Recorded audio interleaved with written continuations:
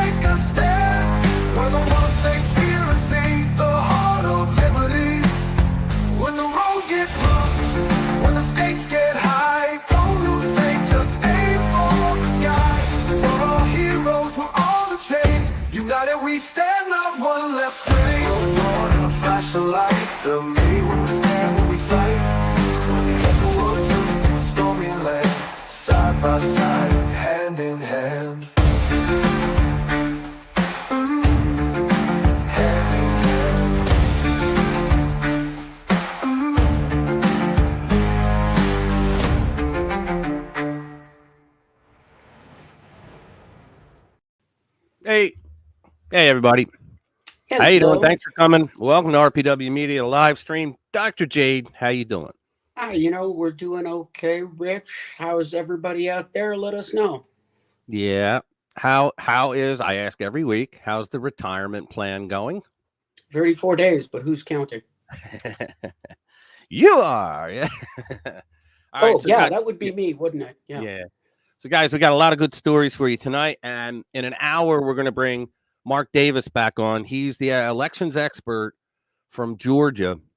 He told me he's got a lot of wild stuff to talk about today, and he's going to talk about he's involved in, I believe it's an investigation at this point on the Dominion voting machines, because they got their hands on one and they got experts in and they looked at it. He had called me because I'm an IT guy and he wanted my opinion. And I gave it to him, but he's got some real wild stuff to talk about. You don't want to miss that. Call your friends and tell them too when he gets here. And everybody likes Mark because he's pretty concise. He's pretty good. And he gives us info, the inside scoop of what's going on in Georgia elections. So let me start off by, we're going to show you what we're going to talk about tonight until Mark gets here anyway. We've got a lot of good stories. So Meta Facebook, an engineer, he admits that the company is rigging the election. Now, I thought, Jay, tell me if I'm wrong. I thought Mark Zuckerberg, I thought recently he came out and said that he's done with the politics, that he doesn't want to do it anymore because what happened in 2020, he got caught, in other words. Like my round pink one. He's not. Yeah, I know. He spent $400 million of his own dollars to help the Democrats, especially in Philadelphia. But he did say that he's not paying for drop boxes. Right. Yeah. Oh, well. So now I heard in Pennsylvania, I heard Chester County, just removed all of their drop boxes. They just said, no, we're not doing it. And and Zuckerberg, of course, testified in front of Congress twice, I believe, and basically flat out admitted that they caved under pressure from the administration. Right. Well, it was, but it was a Trump administration in 2020. But it was, I mean, think about it. We all know Donald Trump. He ran the executive branch, but I mean, did he? Let me rephrase that. Yeah. They caved under pressure from the Uniparty. Exactly. Thank you. That's exactly correct. I'll never forget. And one day I'll play it where that young woman, it was the beginning of Trump, and it was C-SPAN, and the camera was just still, and there were people walking back and forth, and it was underground in the Capitol, and there was no one around except people that walked back and forth, and they were waiting for Trump and his entourage to walk through, the president. And so he walks through, and his people are with him, and they just walk by the camera.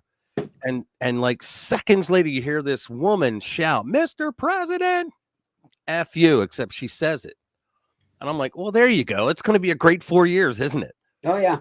Yeah. But she I worked. mean, as I'm sure everybody who would have an interest in this show knows, he suffered more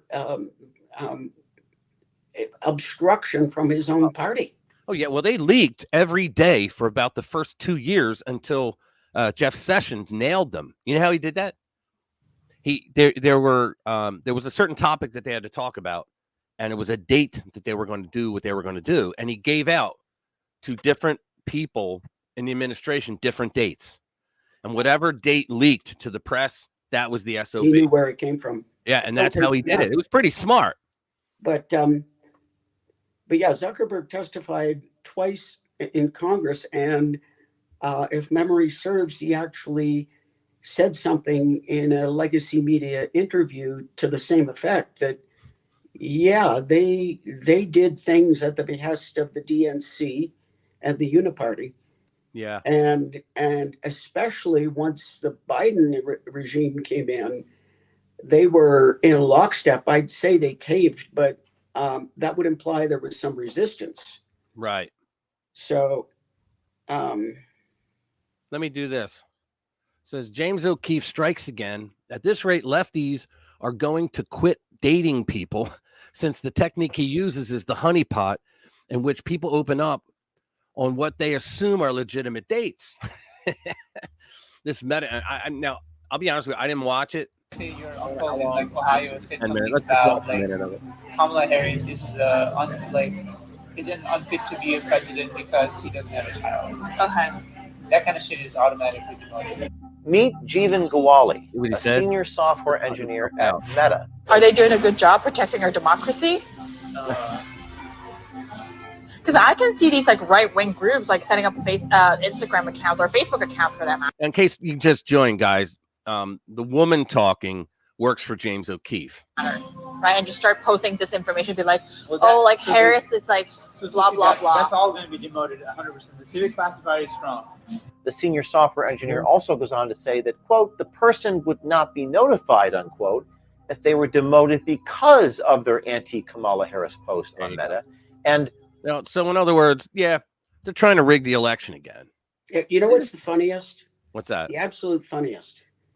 O'Keefe himself goes on Tinder, dyes his hair blonde, and buys a pair of glasses. Yeah. Okay.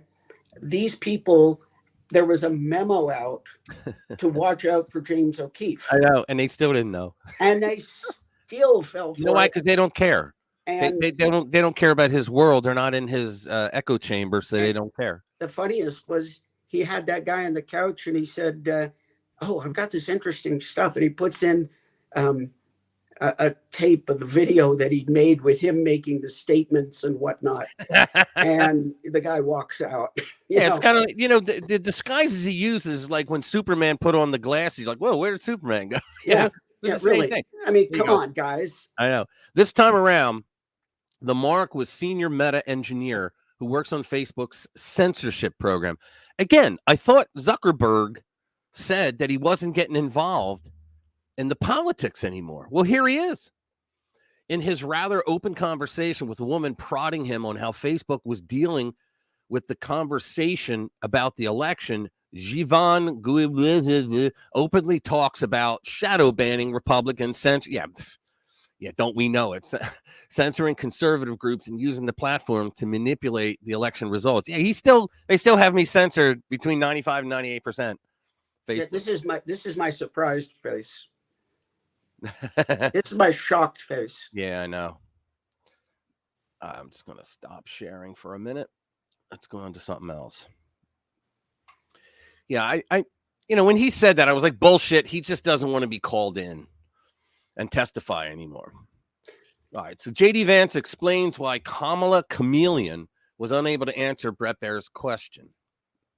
This is good. Let's get down to it. Because she's brainless? Yeah, because she's a dope.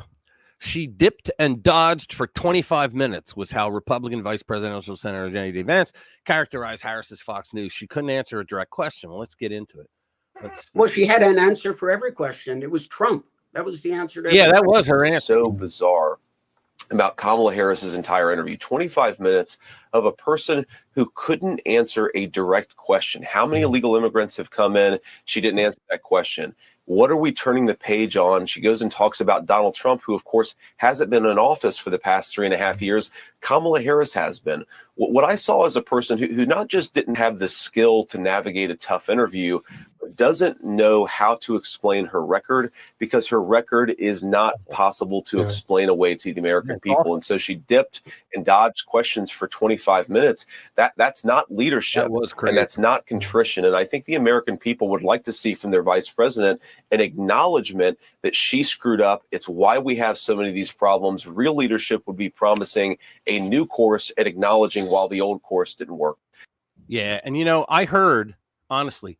I heard that she got angry over that, and her next speech was this.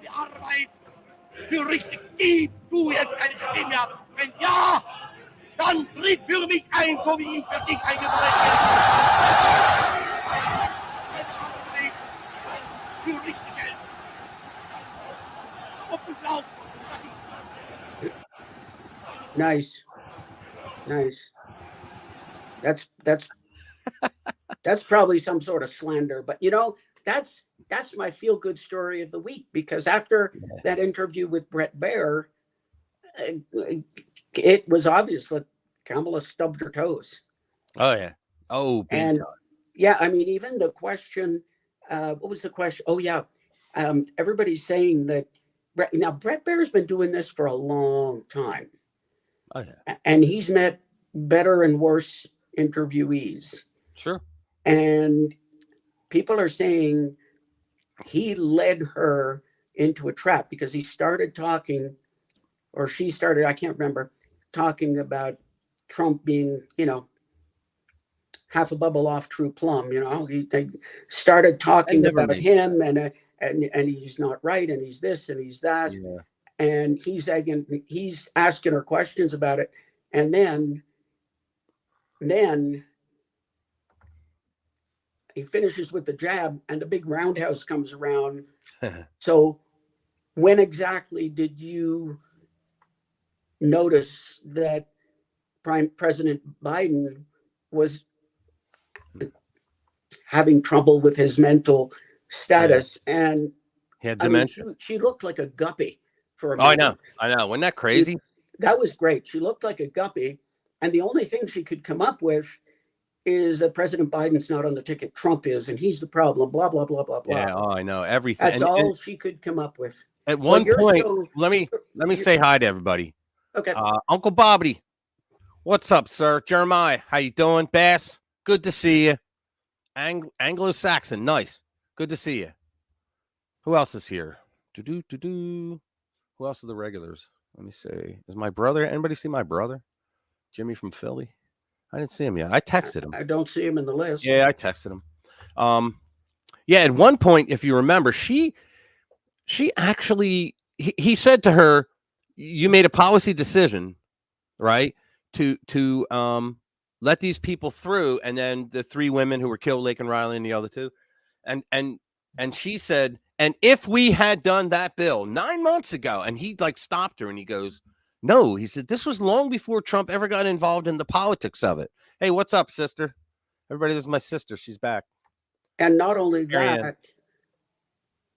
that, but Linda, how you doing? he said, yeah, you've been there for 3.5 years. Yeah. But then when he said you've been there for 3.5 years, and he said that bill was, was horrible, and it really would have still let in millions of people. Right. But did you see at the one point, I think I had it in my video, at the one point where he was telling her, he said, look, this was a policy decision, executive orders and all that. And he said, and this was long before, and she was just sitting there like a guppy, like you said, and she just, it like clicked into it. And no. This was because Donald Trump called everybody and told them not to do the bill. And he came back and said, yes, 6 Democrats also voted against that bill. So you wouldn't have gotten it through no matter what. Yeah. But you want to blame Donald Trump. Bret Baier is very well informed. And he alluded to the fact that and she even bought into it. Within an hour of taking office, they had signed how many executive orders canceling all the stuff that Trump tried to do to keep it under control. Right. So it's just unbelievable. It's like blame Trump for everything, and he wasn't even in office. And Trump said multiple times during interviews and during his rallies, he said, I called no one. Now, he came out to the mic during that time and said, this is a horrible bill, because he read it. Right. He said he probably had his lawyers read it and give him, the facts, like the top, the macro level. But he said, look, I read it. And he said, it's horrible. And he literally listed some things in there. I mean, they lied about that bill throughout the bill. Every step they talked about was a lie. But he said, I never called anyone and told them how to vote. The Democrats have a knack for naming bills for what they don't do. Right. That's exactly correct. What was the the Build Back Better? Yeah, the Build Back Better. What was Inflation Reduction Act?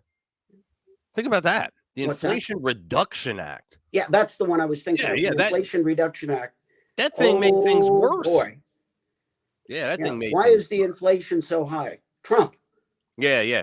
It's all Trump. But the biggest piece of crap lie they tell, that she tells all the time. We have a broken immigration system from the previous administration, and we're trying to fix it. And we needed that bill to fix it. Now, the reason why she's hemorrhaging support is because anyone with a triple-digit IQ already understands that Trump didn't need a bill to shut down the border. He had the authority to do it already under the Constitution. He had the authority. And it turns out that she keeps saying, well, we didn't get that bill passed. And Baier said to her, you had the White House, the House, and the Senate, and you didn't do it. And the thing is, numbers don't lie. Math is a real bitch. Yeah. Mathematics is a bitch. It's like objective truth, damn it. Yeah, it's like numbers, man. Yeah. And when you look and you see, okay, how many illegal border crossings Trump term? How many illegal border crossing Biden term? Oh yeah. I mean, it blows your mind, really. Let's do this But one. Still, it is a feel-good story because Bret Baier managed to knock her around, but did it in such a way that there was nothing anybody could say that, he didn't call her out. He didn't get angry. He was very even. He asked extremely good questions. Here's how robotic she was. Her mission was to get all the points out of the things that they want to sell us. Okay.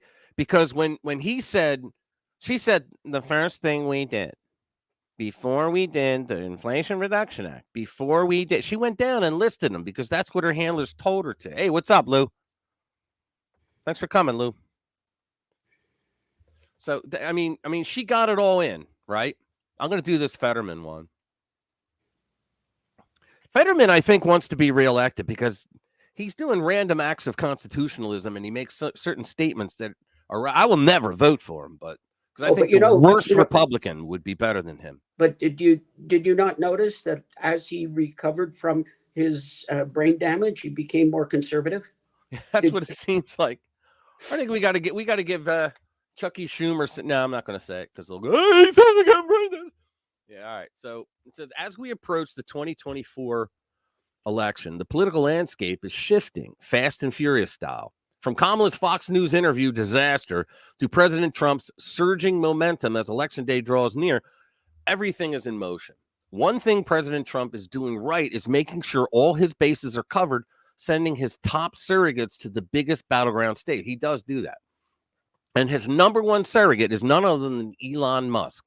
And, I knew Elon was like a decent guy, but I knew he was a liberal. He's just not a leftist lunatic, right? He's not a Kamala, right? But I didn't think because of his businesses, he's getting hammered by the Biden administration already. Okay, but I didn't think he would go this far, and I'm actually very happy. And the biggest battleground state is Pennsylvania. So where do you think Elon's heading? We covered this story. However, now we actually know there's even more to it.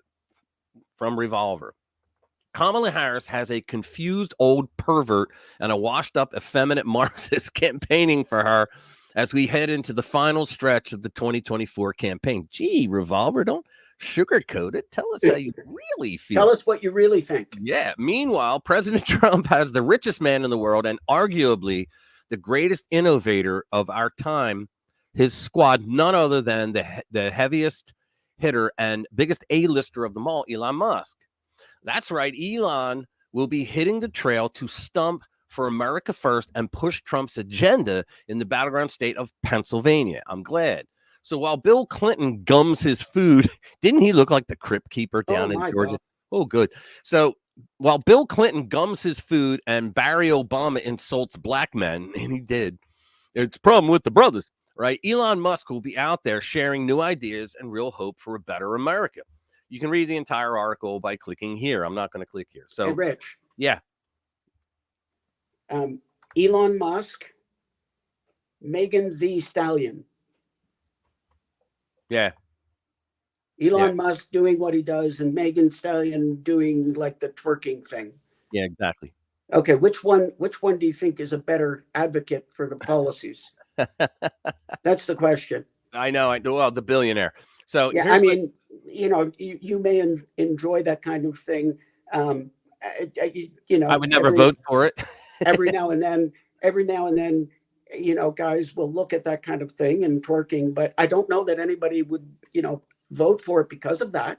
Let's listen to what he has to say. This is going to be interesting, I think. So let's see. Oops. I do this all the time.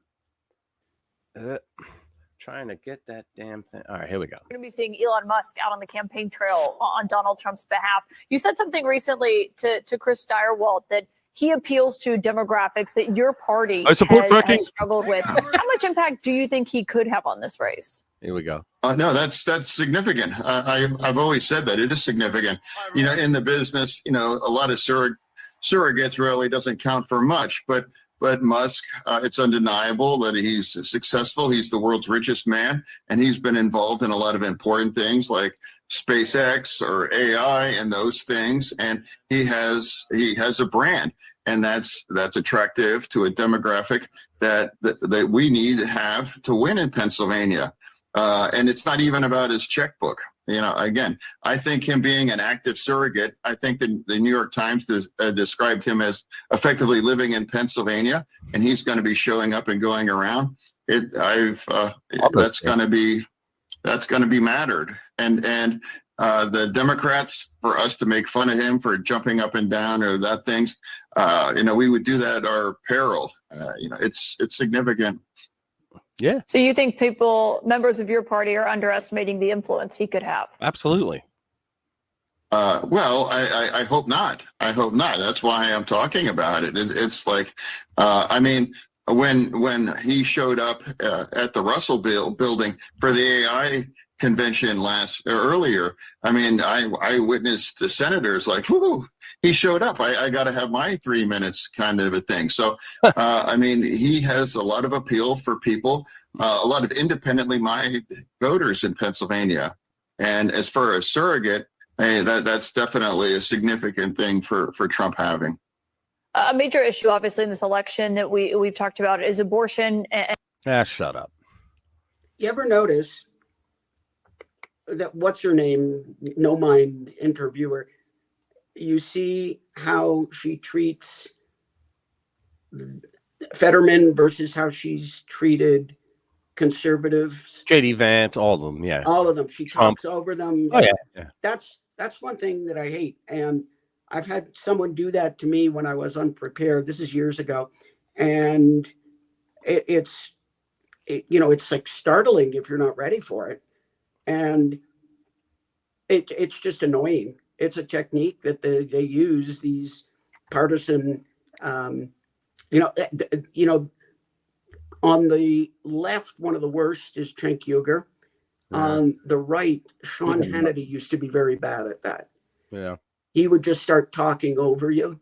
Mm-hmm. I do it. Yeah, but you do it out of enthusiasm. Yeah. Well, a lot of times too, I think the person's done talking. I just don't wait that nanosecond. I just jump in. I apologize in advance. That's all right. That's all right. I'm long suffering, There you go. Ready? So, but Elon apparently has a touch of autism. Oh, is he on the spectrum?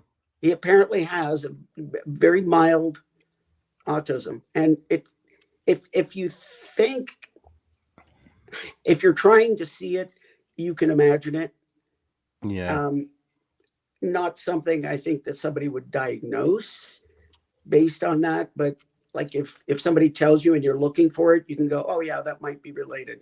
I have someone that I know in the mortgage industry, and she's on Facebook. I can't stand her, but she's a big libtard, like big time leftist. And she posted something about Elon Musk. I mean, it came from the Young Turks, I believe, saying Elon Musk is a racist, and he came from South Africa, therefore he must be racist. Not realizing that Musk's family were all anti-racism and anti-apartheid the entire time they were there, and the father actively worked to get rid of apartheid, which was a dangerous thing to do in those days, and yet they're saying he's a racist. Why? Because of that whole extinction burst thing, where they hope that when a Democrat says, I'm not voting for that bill, and oh yeah, why, you a racist, you hate black people, okay, I'll vote for the bill, and then Trump comes along and says, screw you, I'm a racist, kiss my ass, right? But Elon does the same thing. He doesn't let people walk on him. Yeah, he's a racist because he associates with Trump. Exactly. Plus he's just a racist. All right, let me get into this one. It looks like they're already stealing cities in Michigan. Now, my guy Steve has written several stories on this. It's like their Secretary of State, their Attorney General, and the governor in Michigan, they just don't give a shit about the law when it comes to this stuff. They just don't care. There's articles all over the place talking about like whistleblowers that are saying, look, they're doing this, they're doing that, they're doing this, they're cheating their asses off, and they don't care. They just don't care for whatever reason. Well, folks, you knew it was coming. It looks like they're already stealing Detroit, Michigan, and we've got all the details for you. And yes, we're well aware that Wayne Country, I thought they said county, always goes big for Democrats. It's a stronghold for sure. But we also know that Kamala is struggling with the black vote, especially with young black men. Yeah, because they want to make money. They want to have a life. Most young men today, they're more concerned with how am I going to get a job to raise a family. Most young women are like, I don't want you to take abortion away from me. That's a fact. I mean, that is an absolute fact because Pew Research did a study on that. Anyway, I digress. Things are so bad, they had to drag Barry away from Martha's Vineyard to try and drum up some black votes for Ms. Harris, and it didn't go well. Yeah, this is where you remember where he said, the problem is you brothers don't do it, and they're all like, get out of here, right? As a matter of fact, it went really bad. Let's see this. So they sent Obama to come get us and bring us back to the Democratic plantation. He they sent Obama back to come get us. He insulted us. He said, I was highly offended when he said the only reason we voting for Donald Trump is because she's a woman. We don't want a woman in president, so we come up with yo nigga, shut up. Shut up. You don't speak for me. You don't speak for me. Right. You don't speak for a lot of us. Fuck out of here. You gonna tell us what we think? Come on, man. Who the fuck are y'all? That shit pissed me off, man. Look at it, sugarcoating it. Fuck out of here. You gonna tell us how we need to think and what we should think, man? Shut. Well, didn't Joe Biden say if you didn't know why you should vote for him over Trump, you ain't black? He told Charlemagne that God. And never got called out on it. Never. I know one of the top. And Charlemagne said, yeah, well, we're not talking about that. And I'm like, oh, my God, you like didn't. If Trump said something like that. But see, Trump would never say something like that. In fact, all the racist shit that Trump said came from the minds of people like Joy Reid, like just inventing it. Seriously. Oh, what about the 5 and in New York? Yeah, he wrote the op-ed piece after they admitted and were convicted afterwards. So you're going to hold that against them? They confessed and they were convicted. Shut up, man. Fuck out of here. You going to bring Barack Obama. Let me tell you guys, this is not an act. This is real. This is real. Black folks are finally waking up. Democrat black folks. They're finally waking up to, you know what? We were used for all those years by these motherfuckers, and we haven't gotten anything for it. And I always say, when it comes down to brass tacks, everybody votes for their wallet. Everybody. I don't care, white, black, purple. I don't give a damn. You vote for your wallet. You know, I saw a video of a young girl. It was a short, and she basically said, you know, it's okay to vote for yourself to make your life better so that you get a better job and you can make more money. It's not racist to say, I'm going to vote because my family needs a better lifestyle than what we have now under this. And I was sitting there going, by definition, the Democrats, if you don't vote for Kamala, it's because you're a misogynist and racist. Yeah. But you know what's really funny? Here's what's really funny. They took Barack Obama, who was brought up by his white mother in Hawaii. Right. Well, I don't think they were ever in Hawaii. But... Stumping for Kamala Harris, who was brought up by her Hindu Indian mother in Canada. Right. And Obama is saying, well, you know, she knows what it's like and she grew up like you. She wasn't even black until 5 minutes before. It's exactly right. You're talking about Biden said he wanted a black woman. Yeah, you're absolutely right. So, although I did hear something funny. Okay. What's that? So he's got 34 felonies. He's been shot. He's had 3 baby mamas. He just paid off his side squeeze. And he's got his own sneaker line. He's black. Trump is blacker than Jay-Z. He's the first black president. Nah. Yeah, he's blacker than Jay-Z. I remember when Bill Clinton was elected. They called him the first black president. They started saying he was the first black president. And I'm sitting there going, wait a minute, did I miss something? But they did. They called him the first black president. I never knew why. You know, a lot of people today, they're not afraid anymore. A lot of black folks, they're saying, you know, Barry, you didn't do shit for black people. You just didn't. Well, I've heard people saying that as a group, we've been voting Democrat for 50 or 60 years, and we haven't got anything out of it. Yeah. Oh, yeah. You know? Yeah. It's coming out, man. Let's hear what the rest of this guy has to say. He gonna play us. First, y'all call us low-informed voters, low information voters, misinformed voters. Now you want to come out and throw my mama in this shit. Fuck that. If my mom's was president, I ain't voting for her. My grandmother could be my own. I wouldn't vote for them either. If they got the same radical policies. There you go. Bam. That shit pissing me off, man. Watching this video with this motherfucker, man. This dude gonna come up here and tell us how we need to think. Yo, get the fuck out of here, man. Go back to the White House. Yep. Or wherever you came from, Barry. Now you want to address us like brothers. I ain't been your brother. Where would you at in 2008, Negro? Fuck out of here. Yeah, well, these guys they keep sugarcoating things, you know. Yeah, tell us how you really feel. Yeah, exactly. Crazy shit, huh? I mean, who would have thought all this stuff would turn around so quickly, too? So quickly. And you know, I don't even want to say, yo, guys, I told you so. I don't even want to play that game. You know? I still feel good about Michigan unless they can pull enough shenanigans. Well, I'll tell you what.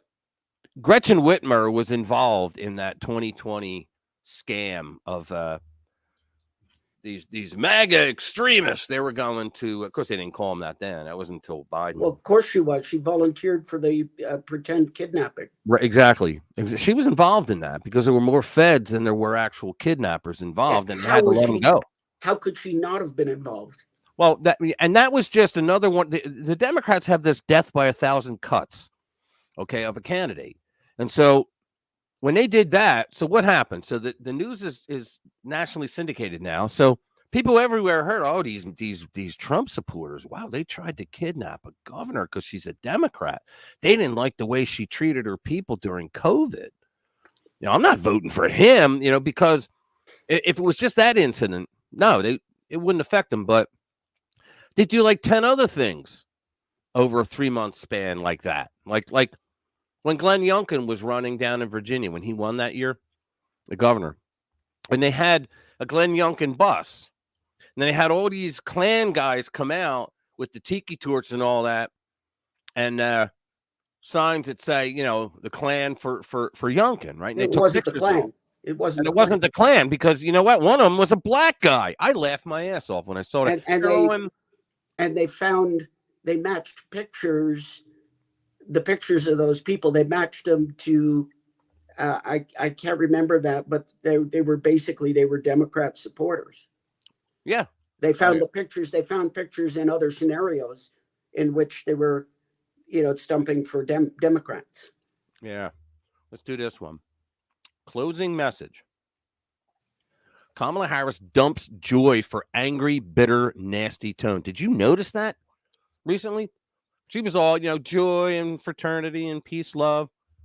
Now she's friggin' nasty. Nasty. She's always been nasty. That's big. She's always been. Can't keep a staff.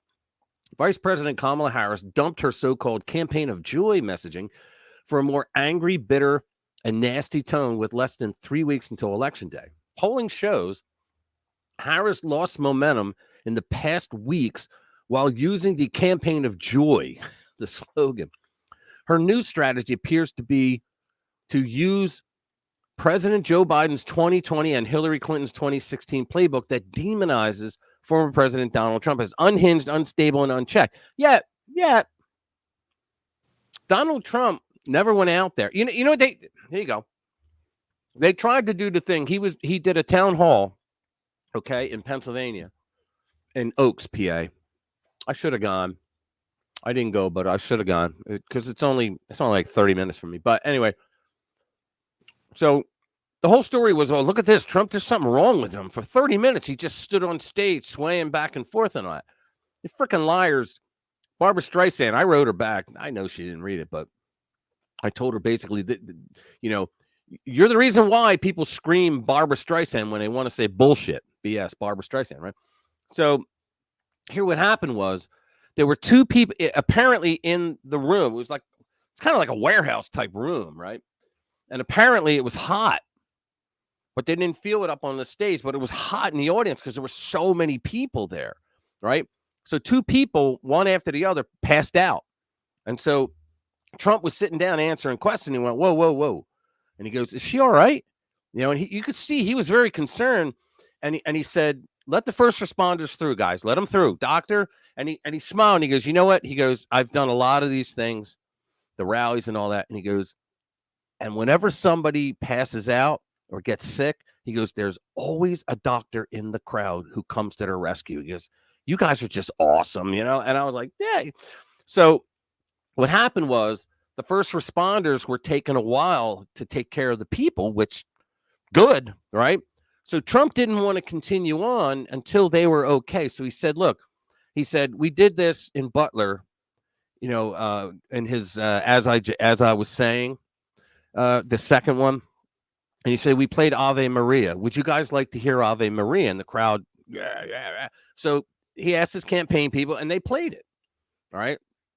So then when it was over, he said, okay, so now he had answered all the questions he was going to answer anyway that night, but people didn't want to leave because it's Trump, right? And they were very close to him. They didn't want to leave.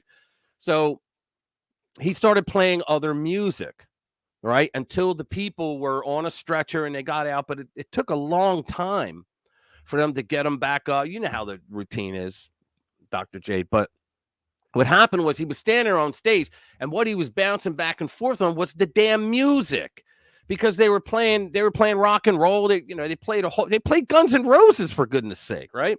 And so he was bouncing back and forth to the music, but these jackasses were playing him doing it with no sound. Because the split second you put sound to it, you go, oh, he's like rocking out, you know? He's like close to one of us. I'm gonna hit Mark up, see what time he's gonna be in. He said 7. That's what we agreed on. So, but yeah, guys, if you're here, stick around because we're gonna have Mark Davison. He's gonna tell us about the Dominion voting machines. There's something going on. I can't tell you. I'll let him do it. But there's some stuff going on there, and there's a whole bunch of other stuff going on with their elections and the Democratic Party that's happening. He's gonna tell. Yeah, unfortunately, they tried to clean up the rolls. Yep. The judge says you can't do it, but I mean, God knows the judge was probably happy to throw it out, but no. But there's a law that says you can't do that within 90 days. Right. But the judge didn't say you can't do anything. So the judge also ruled that during the certification process, you can look at anything you want. And he'll explain that tonight, because I texted him last week when that came out. I'm like, what the hell's going on with this judge? And he wrote back and he told me. And he said, yeah, he said, you know, that's what it is. But let me see if I have it here. He wrote back. He said, we don't agree on the ruling, and it may be appealed, but the judge isn't saying you can't contest the vote. He's just saying you can't contest it by withholding certification. So in other words, it was let the certification go through and contest it then. You can't say we're not certifying, because everybody believes that once you certify that it's over. But there was something about cleaning up the rolls, the voter rolls. Well, yeah, because the 1994 NVRA, it's the National Voter Registration Act. And what it does is it believe it or not, this is how they cheat. Okay, the Democrats passed this in 1994 before the Republicans took over Congress. All right, because that was in November of 94, and that's when they passed it, and Bill Clinton signed it into law. Among other things, what it does is it orders all 50 secretaries of state to keep certain people on the voter rolls for a period of time, which is dead people and people that moved out of the state. In other words, I say this every week. In other words, people that didn't know that they just voted. Okay, so they use those rolls to find out who died, and they match them up to the USPS database to see if they moved, and they match them up to the Social Security database to see if they died. Okay, so then they got voters. So then they go online and they fill out for ballot applications for a dead person or a person that moved out of the state. All right, that's what they do. But he said here, he said you have to do it afterwards, and the truth is, you can't even file an election case until after certification, and then you only have 5 days to do it. They do that on purpose, by the way. They only give you like 5 days. You can't do shit in 5 days. We had from November to January 20, and in 2020, right? To look at all the data and all that. Every battleground state held legislative hearings, legislature hearings in their states. Okay, Mark testified in the one in Georgia. So they were getting all their ducks in a row, but it takes a long time to interview witnesses and whistleblowers. It takes a long time to do that. The system of justice is slow. And in every court, now the libtards like to say, oh, you were kicked out of 51 courts for lack of evidence. No, not a single one of those courts ever accepted their evidence.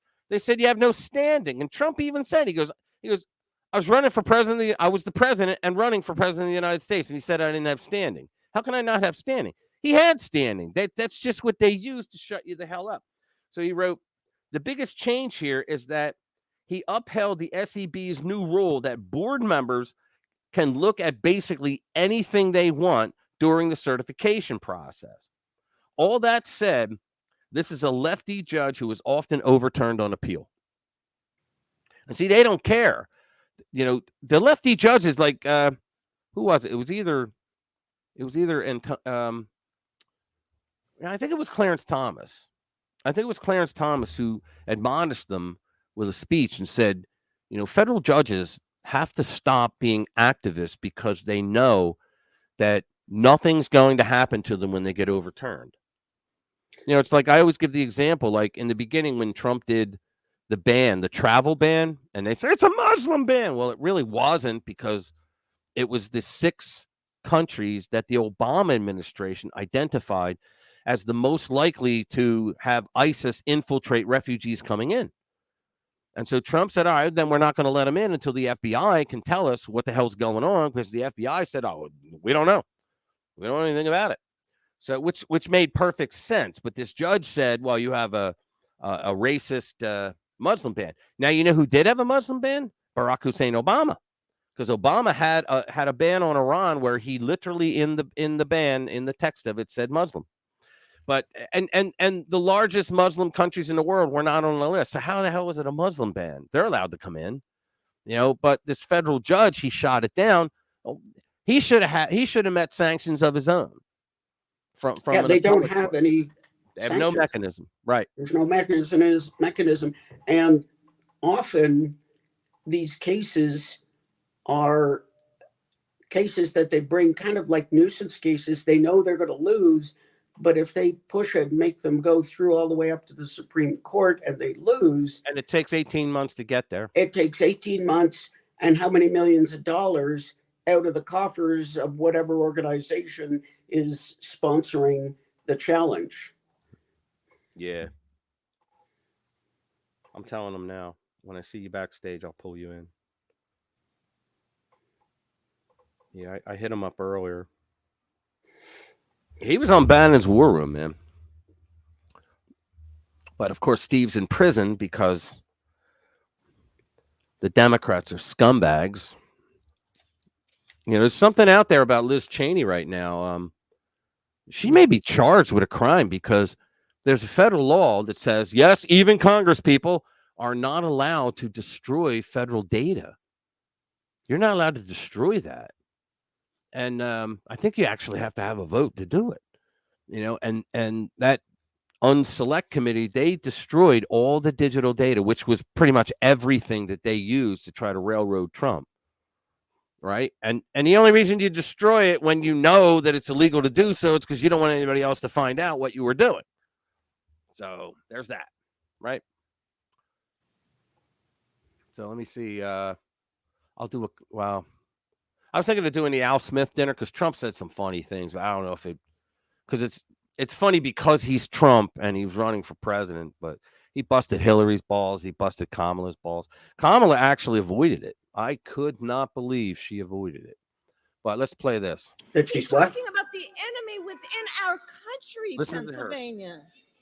He's talking about that he considers anyone who doesn't support him or who will not bend to his will an enemy of our country. No, that's not what he said at all. She's lying. That's what Biden and Harris are doing. Yes. What he said was, because they said, well, and a lot of people forget that during his inauguration, all right, in 2017, there were riots that broke out in D.C. I mean, people were firebombing buildings. They firebombed cars. I mean, there was a riot that just broke out.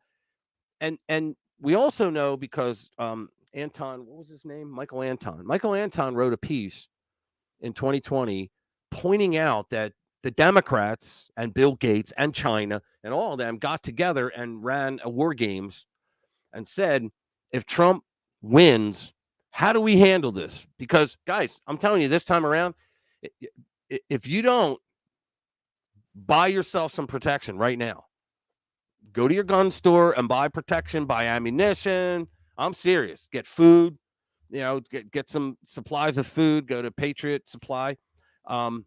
and get it, because they're already threatening right now that if Trump wins between November and January, they're going to make life hell in every city in America that they can, because they're trying to frustrate the shit out of everybody so that they go, Trump has to go. We just can't have him.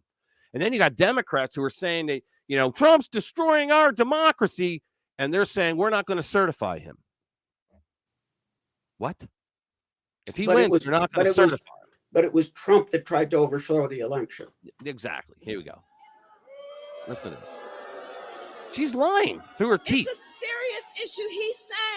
He is saying that he would use the military to go after them.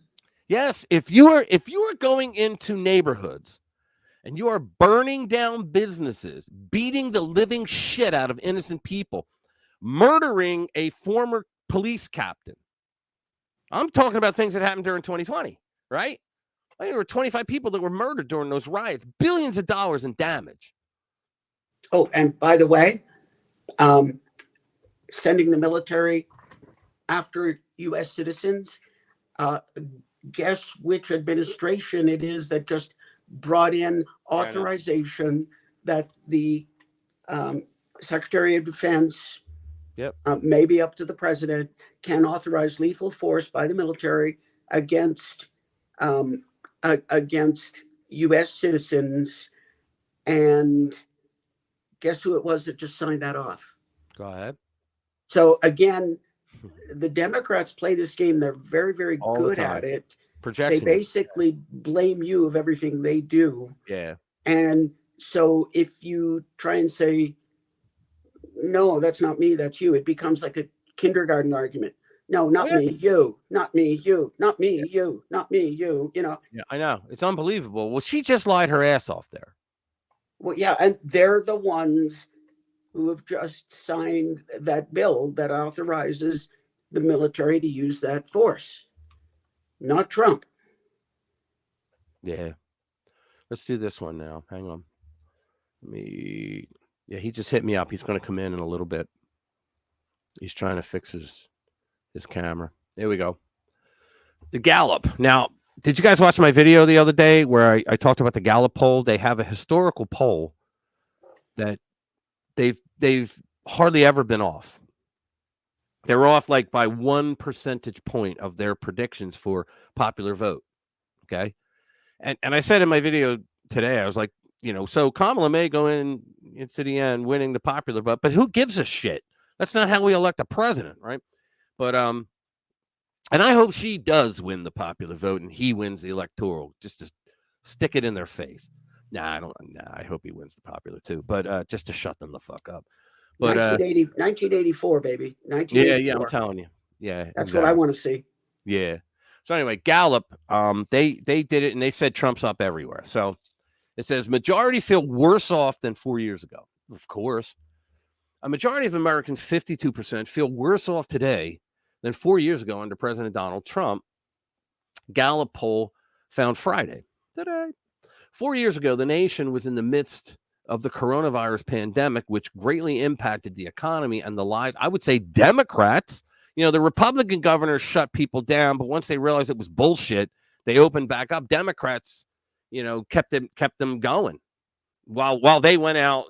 Think about it. Almost every one of them got caught breaking their own rules. Despite the crises, Americans believed they were better off. Costs increased by about 20% across the board after the Biden-Harris administration assumed office and instituted Bidenomics.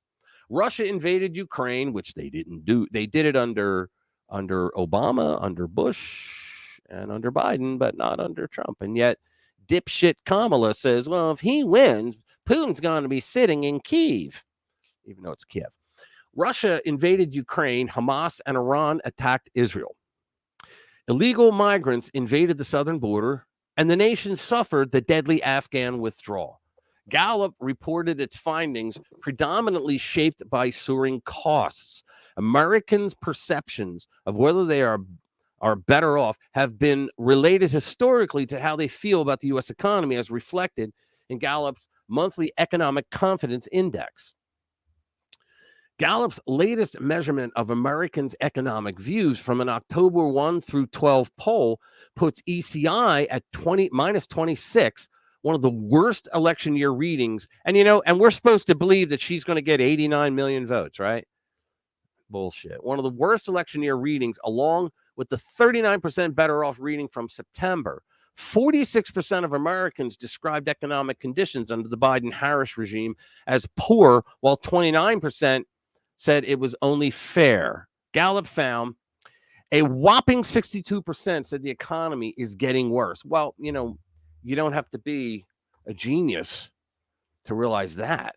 You right? just have to go to the grocery store. Yeah, you just have to buy your groceries or pump your damn gas. I mean, how hard is that? And Kamala sits there and tells us, I'm going to fix this inflation. Oh, you're the inflation you caused? Well, yes. Well, why aren't you doing it now? You don't need like a special written invitation to do it now. Just tell. Yeah, one of the great moments was when Tim Walz comes out, and I mean, you knew what he meant, but he comes out and he's table thumping, and we can't stand 4 more years of this. You're right. You're right. We can't. That's not what he meant, though. I know. And the way that they say, well, Trump just looks unstable. What's up, Jimmy? He's at the theater with Andrew Dice Clay. Cool. Why did Jimmy go to Andrew Dice Clay's show? He needed the money. All right. You guys know what that one was. So let me do one more before Mark comes. Trump videos. I haven't heard anything about this. Haven't heard anything about Andrew Dice Clay for a decade. Oh, I know. He had his own show for a while, and it was pretty good. Is he still around? Evidently, he's still around. Absolutely. Yeah, absolutely. Is he still as rude as he ever was? Yeah, which is great. I mean, it was kind of funny. I think he's a really good actor too. I do. Yeah. I think I've seen him in a lot of stuff. Oh, that's right. Let me do this. Go ahead. Films. Huh? The thing is, the libtards that complain about him and any other comedian. Good hair.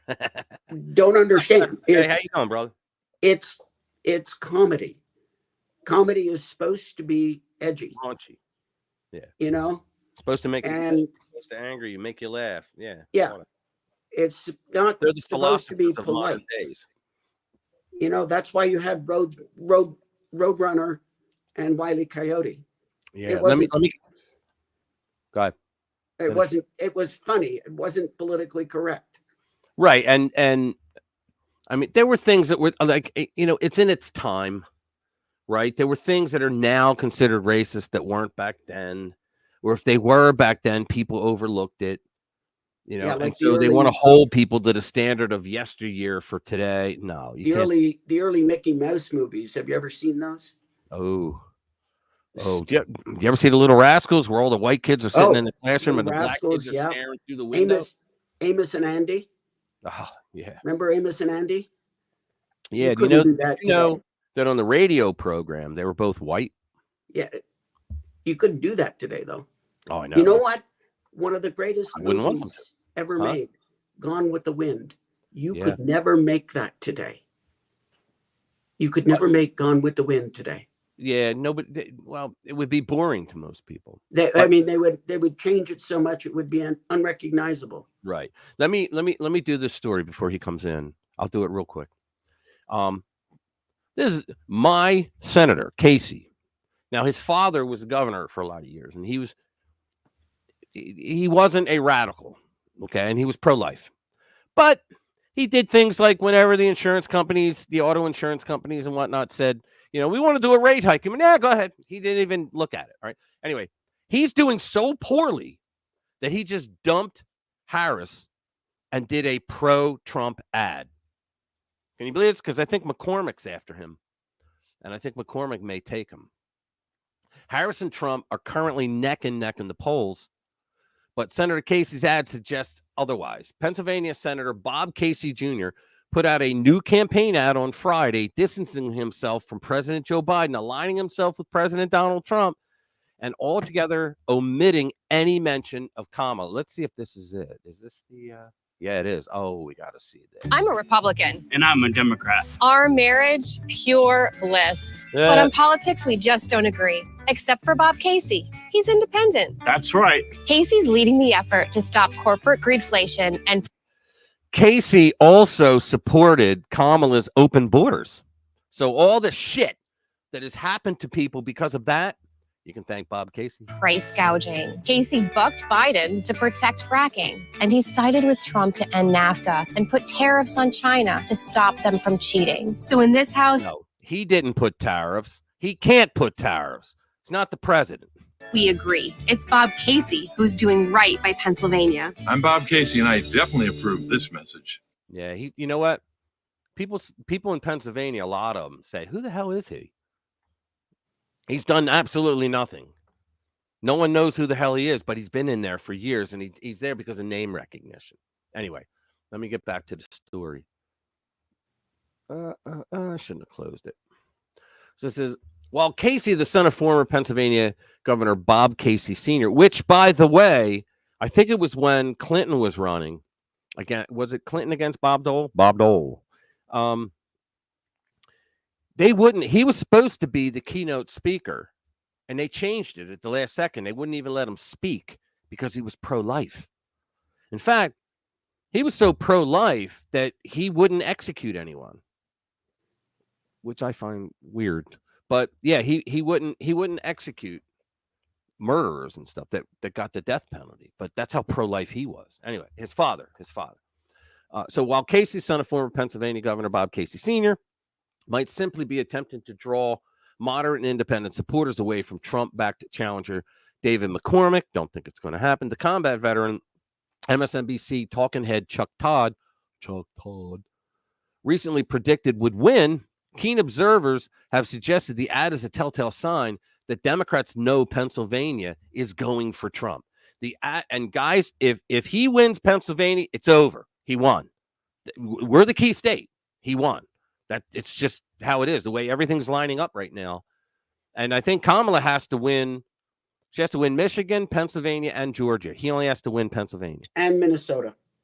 No, I don't think he has to win Minnesota. He may win. No. If she has to, she's got to keep all four. Well, Minnesota's pretty much foregone conclusion. Yeah. But she needs to keep that and get all three of the Rust Belt to win. The ad features a couple who just don't agree on politics, but found their way to agreeing that Casey is worth their time. The woman textually introduced as Mary Grace of Old Forge claims, I don't think there's a person named Mary Grace in all of Pennsylvania, claims that Casey is an independent who is leading the effort to stop corporate greedflation and price gouging, or price gauging if you're listening to Kamala. There may be price gouging. Who the hell knows? But most corporations are not price gouging. It's because of their damn inflation in the first couple of years of the administration. It's not price gouging when the shit that you manufactured under an 8% and a 9% inflation rate are now in the stores and warehouses, and you had to sell them at a higher cost or you go out of business. But they say it's price gouging because they say, well, inflation's down. It's because they're morons and don't realize it's cumulative.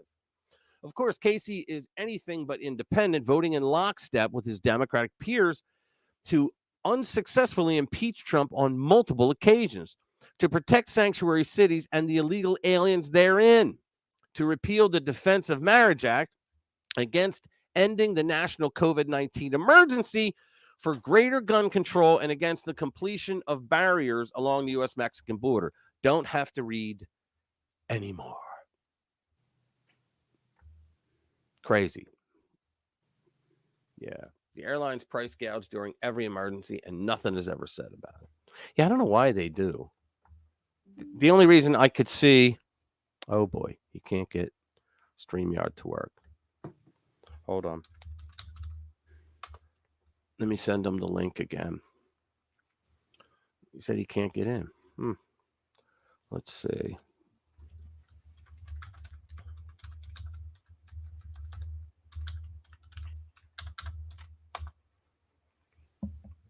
because the link works. You're here.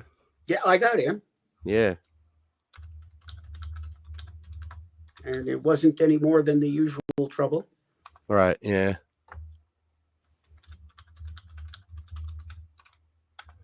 Well, he At said, least you were able to hear me this time. yeah, he said, what? I'm sorry. No, he said, he keeps giving it permission to use his YouTube, but then nothing happens. I don't know what that means. Hang on. Let me see. I can't get, open up. Can't get StreamYard to work. I keep giving it permission to use my YouTube, but then nothing happens. I don't think you use YouTube. Yeah. I sent him the link again. You don't, because it comes up as a link and it says, you do don't you use want to enter YouTube. StreamYard? Yeah, I know. That's what I thought was weird. It's just a StreamYard. And then it says, do you want to allow use of your camera and microphone? Right.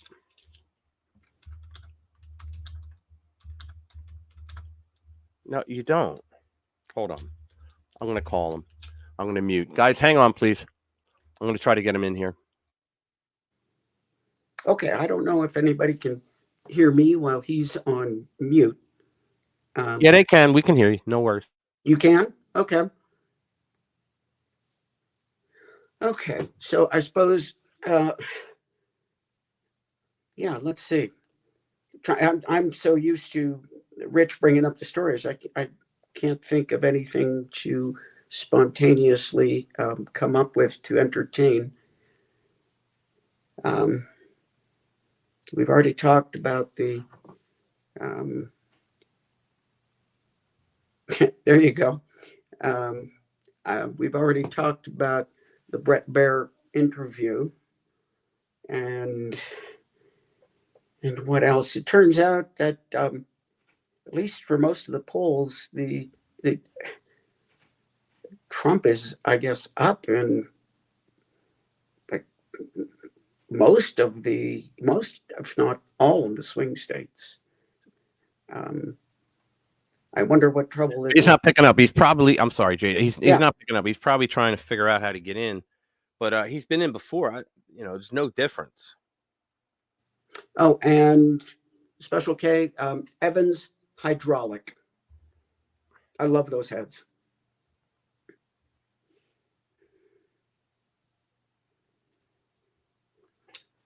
Yeah, they're very special.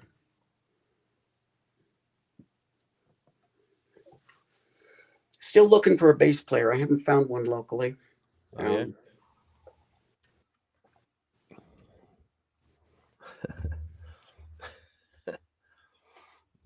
Kids in my neighborhood used to sing a thing about him. About who? Davy Crockett and Daniel Boone and all that, and it was highly racist. And I would laugh because it was funny, but I would never sing that. My parents would have whooped my ass. A lot of things that we used to do were questionable. No. Yeah, I'm texting him and I'm trying to call him, but I think he's not answering because he's trying to get his phone to work and I'm interrupting him, so I'm not going to. So we'll just move on until he figures it out, because I'm willing to. Oh, here he comes. Now he's calling me. I'll be right back. Okay, so I don't have any script ready. Rich should let me know when he's going to pull this and just leave me on my own here. I was starting to say that our favorite president is up in most, if not all, swing states, from my understanding, from the latest polls. Kamala did not help herself. It might be the only time that a political party has pulled an October surprise on themselves, if that's what that turns out to be. Personally, I love it.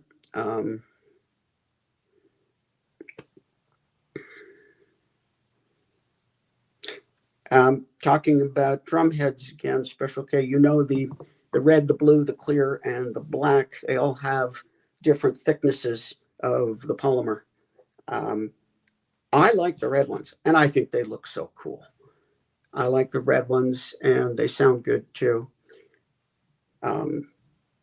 Some people think they don't make enough noise, but I make plenty of noise with them.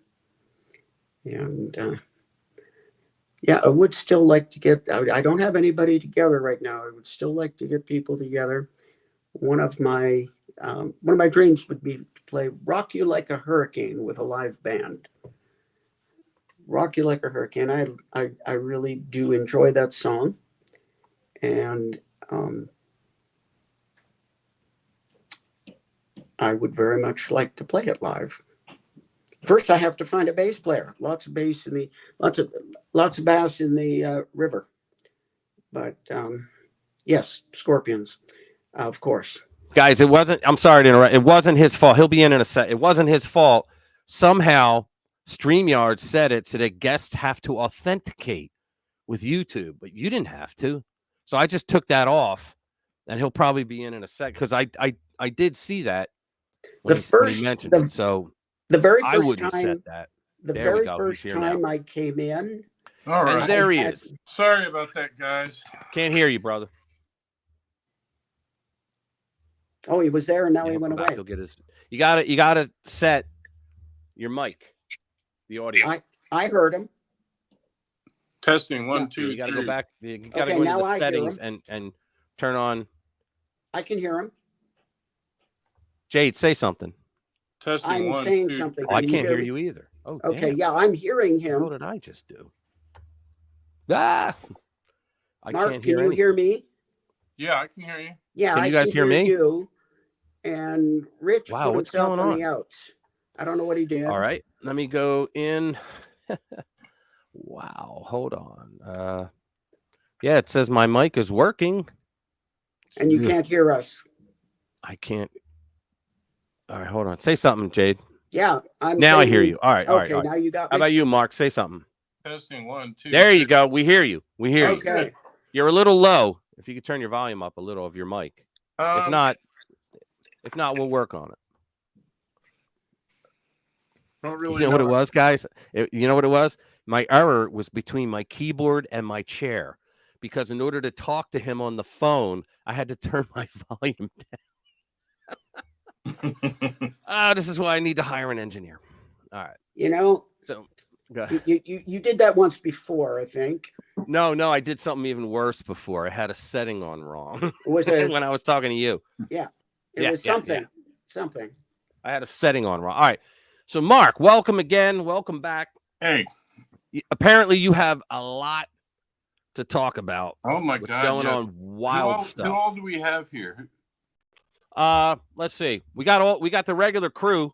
We got Lou, Simon. Hey, what's up, Simon? Special K, Bass, Streaky Bacon. We got Jeremiah.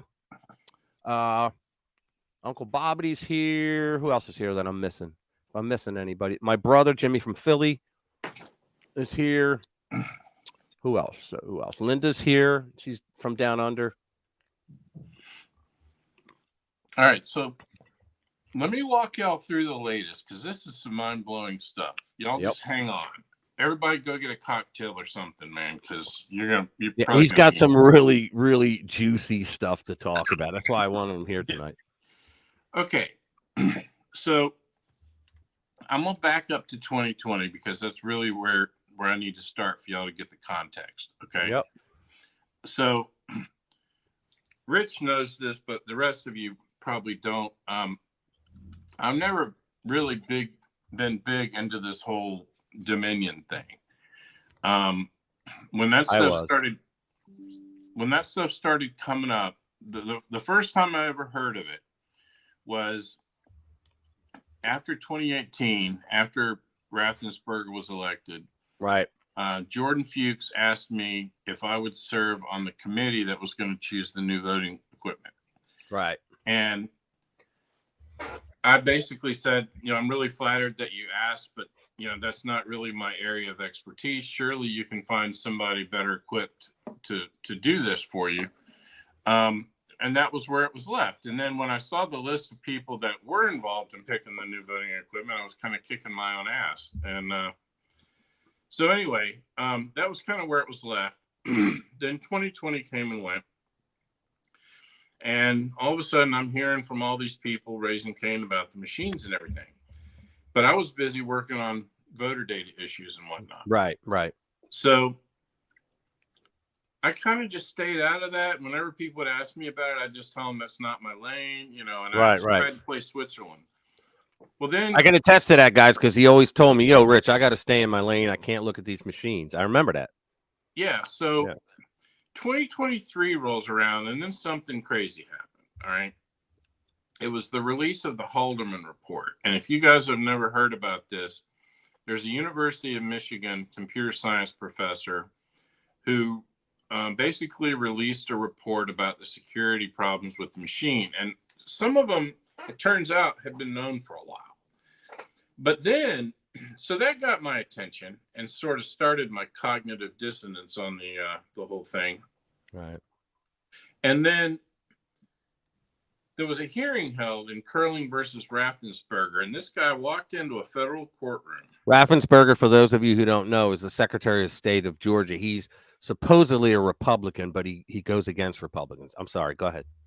Okay, so this guy Haldeman walks into the middle of a federal courtroom and hacks into a Dominion voting machine with a ballpoint pen and a USB drive. There you go. And the finest. When I heard that, that really got my cognitive dissonance going. But I was still busy, and I figured they've got this handled. I'll just let them handle it, blah, blah, blah, blah, blah. Well, the judge in that case, Amy Totenberg, has been fooling around with her opinion, her decision in that case just forever. And so we still don't have one. Meanwhile, the DeKalb Republican Party, which is led by a woman named Marcy McCarthy, who's a friend of mine, filed a lawsuit, DeKalb Republican Party versus Raffensperger. And it was over the machines. And she filed it maybe 6 weeks or so ago. And when I heard about it, it did register, and I made a mental note. All right, I got to do something with this. And then at some point I decided, okay, I need to do a story for the Federalist on this. So I decided to do some good old-fashioned investigative journalism. And I've gotten to know some of the people that are really, really into all this Dominion stuff. And they introduced me to some of these analysts that are really at the heart of it. And one of them is a guy named Philip Davis. And if you guys don't follow him, his Twitter handle is @MadLiberals, @mad_liberals. If you don't follow him, you should. Anyway, so I got on a Zoom call with him, and he walked me through this. So let me just walk y'all through it. All right, so the counties were ordered to disclose their data from the 2020 recount. A bunch of them had already deleted it, which arguably is not cool because you're supposed to keep election records for 2 years or around 2 years, depending on whether you're talking about state or federal law. But anyway, they shouldn't have deleted it, but a bunch of them did. So they only got about 60 counties worth. And a funny thing happened in that disclosure. There were 5 counties who, for lack of a better word, overshared. Okay. And so what they did was, instead of just backing up the cast vote records and the ballot images and the slog files, they backed up everything. And so when these analysts downloaded all that data and started going through it, they found the SQLite databases that are at the heart of the machine. Hold on, please. SQLite databases are small databases that it's an RDBMS, and it's like a normal database, but you can use them in applications, so that you don't have to. You can use them locally in a piece of hardware as an application, so that you don't have to go on the internet and transfer data. Okay, go ahead. I'm sorry. Okay, so anyway, when they found that, they got into him using the password that was found in Arizona and I think Michigan and several other states. Basically, the super admin password has been pretty much the same one that's been found in every machine that the analysts have been able to study. And so he showed me live on a Zoom call how he could get into that database, how he could alter the way it functions, how he could then come back after an election and remove all traces of his alterations and all of this. And then he walked me through a side issue. It's not the same issue, but it's a related issue, which is alterations made to the output from the machines. And now, guys, what he's saying here is that what this guy was able to prove is everything the Democrats and Dominion told you couldn't do. In other words, he was able to go in either by SQL injection or some other way. He was able to go in, change code, change data in the database, and change the output coming out of it. In other words, cheat your ass off. Go ahead. I'm sorry. Sure. So anyway, the other issue that's related to that is in case number 2023-025, also known as the Moncla-Rossi case against Fulton County. That was one of the big issues, was tampering with ballot data in the recount. And that case was adjudicated by the board, and they found fault with Fulton County. And I won't go down that whole rabbit hole. It's a big, long thing. But they found that kind of stuff going on in other counties too. And so it's basically a big issue. So here's where it gets interesting. So when I found all this out, I stayed up all night one night, literally all night, working on a story. And from about 7 till about midnight, I had Kurt Olson, one of the main lawyers involved in that case, helping me with it until about midnight. And then he broke off and went to bed.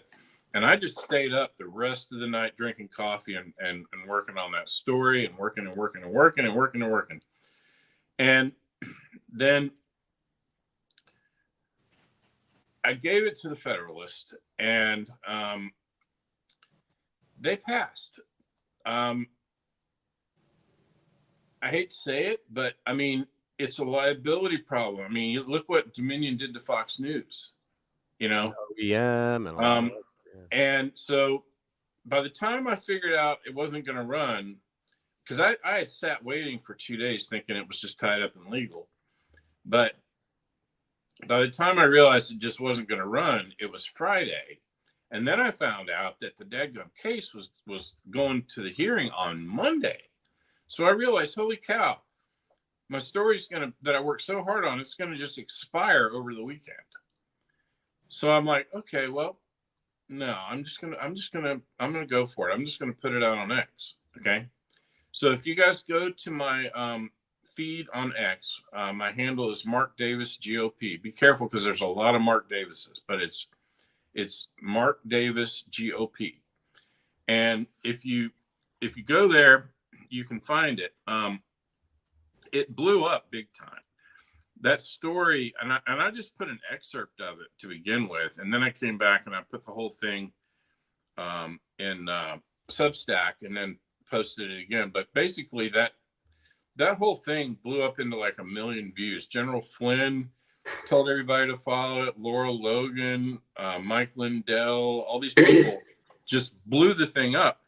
And somewhere along the way, I took the password and I went to one of these sites, like one of these random sites on the internet, and I just created a t-shirt that said, if you know, you know, and then the Dominion password. People started buying those. So I go to give testimony in the state election board a few days ago. And I walk in there ready to talk about this resolution I'm trying to get them to pass. And I look around, there's people wearing the damn T-shirts, and they're going to the podium offering testimony. We're taking pictures With of the them password and all this stuff. Okay, now here's where it gets hilarious. Okay, 2 of the women went to a rally that Governor Kemp was at.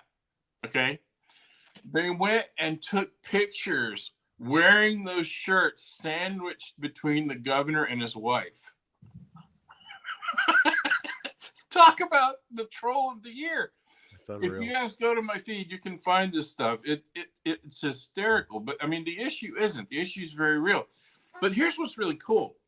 This guy I was telling you about, this analyst, he wrote, since he's had that data for a while now, he wrote a software program that can actually analyze all this data. And this guy, he's got 40 years of IT experience, and his field of specialty is fingerprint and image analysis.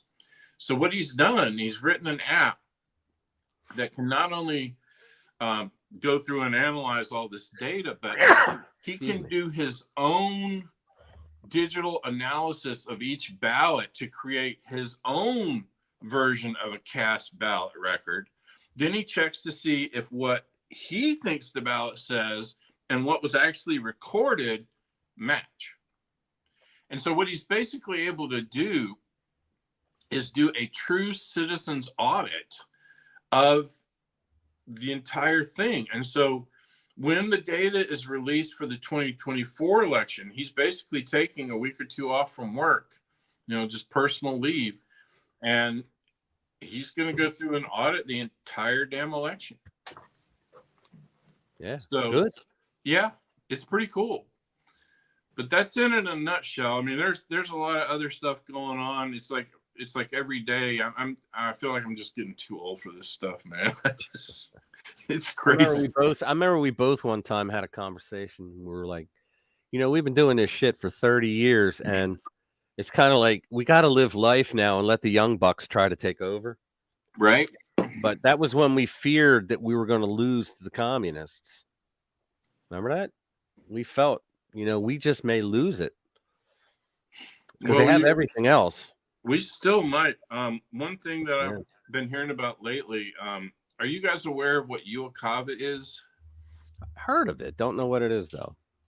Stands for Uniform something.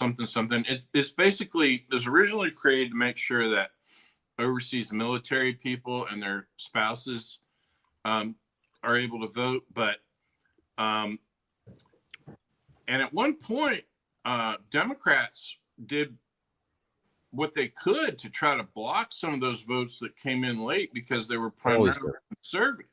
They always do, yeah. But now they've had a huge push to expand the use of UOCAVA from military and their family to basically Americans overseas, and the same vetting processes that are at work, I'm told, are not really going on. So right now, there's kind of a mad panic to try to find out what's going on with all of that. But basically what everybody's focused on right now is just trying to create a turnout that's so big for President Trump that it's too big for them to fudge. Here's what I wanted to ask you based on that. And let me do a little sidebar because I'm really concerned. Have you heard any talk about, because I don't want us all in our respective states to be watching the TV and to have them continue to say, well, we just got more ballots coming in and we're just going to count them. And they'd say very quietly until Kamala wins. Right. Because that's what happened in 2020. Is the Trump campaign or anybody in states doing something to say, hey, guys, the law says no more ballots after this date. We're not accepting them. Because otherwise Kamala's going to win. Well, the RNC has deployed a small army of lawyers and poll watchers and just thousands and thousands and thousands of volunteers just all over the place, especially in the swing states. My only concern about all of that is that it takes a special kind of lawyer to do this kind of work. Mm-hmm. Most lawyers and even some judges just don't know election law very well. And then for those lawyers to be effective, they really need to work with quality analysts as a team. And some lawyers can't do that. I mean, when you start talking about all that computer stuff, you know, they just hear white noise, you know. Well, I'm talking about, like, for example, I'm talking about the guys that are poll watchers, or the guys that are supposed to be the ones that watch the counting to make sure no shenanigans are going on. Well, they're the witnesses, the whistleblowers, who said they brought in boxes of ballots 3 days after the election, or they kept running the same reams of ballots through. They took the QR code off of Dominion. They turned it off so that it didn't read and go, it's already been cast. And they just kept running them, taking them, putting them back in, taking them. They were all Biden votes. They may have been saying that, but some of what you're talking about actually is documented now. Yeah.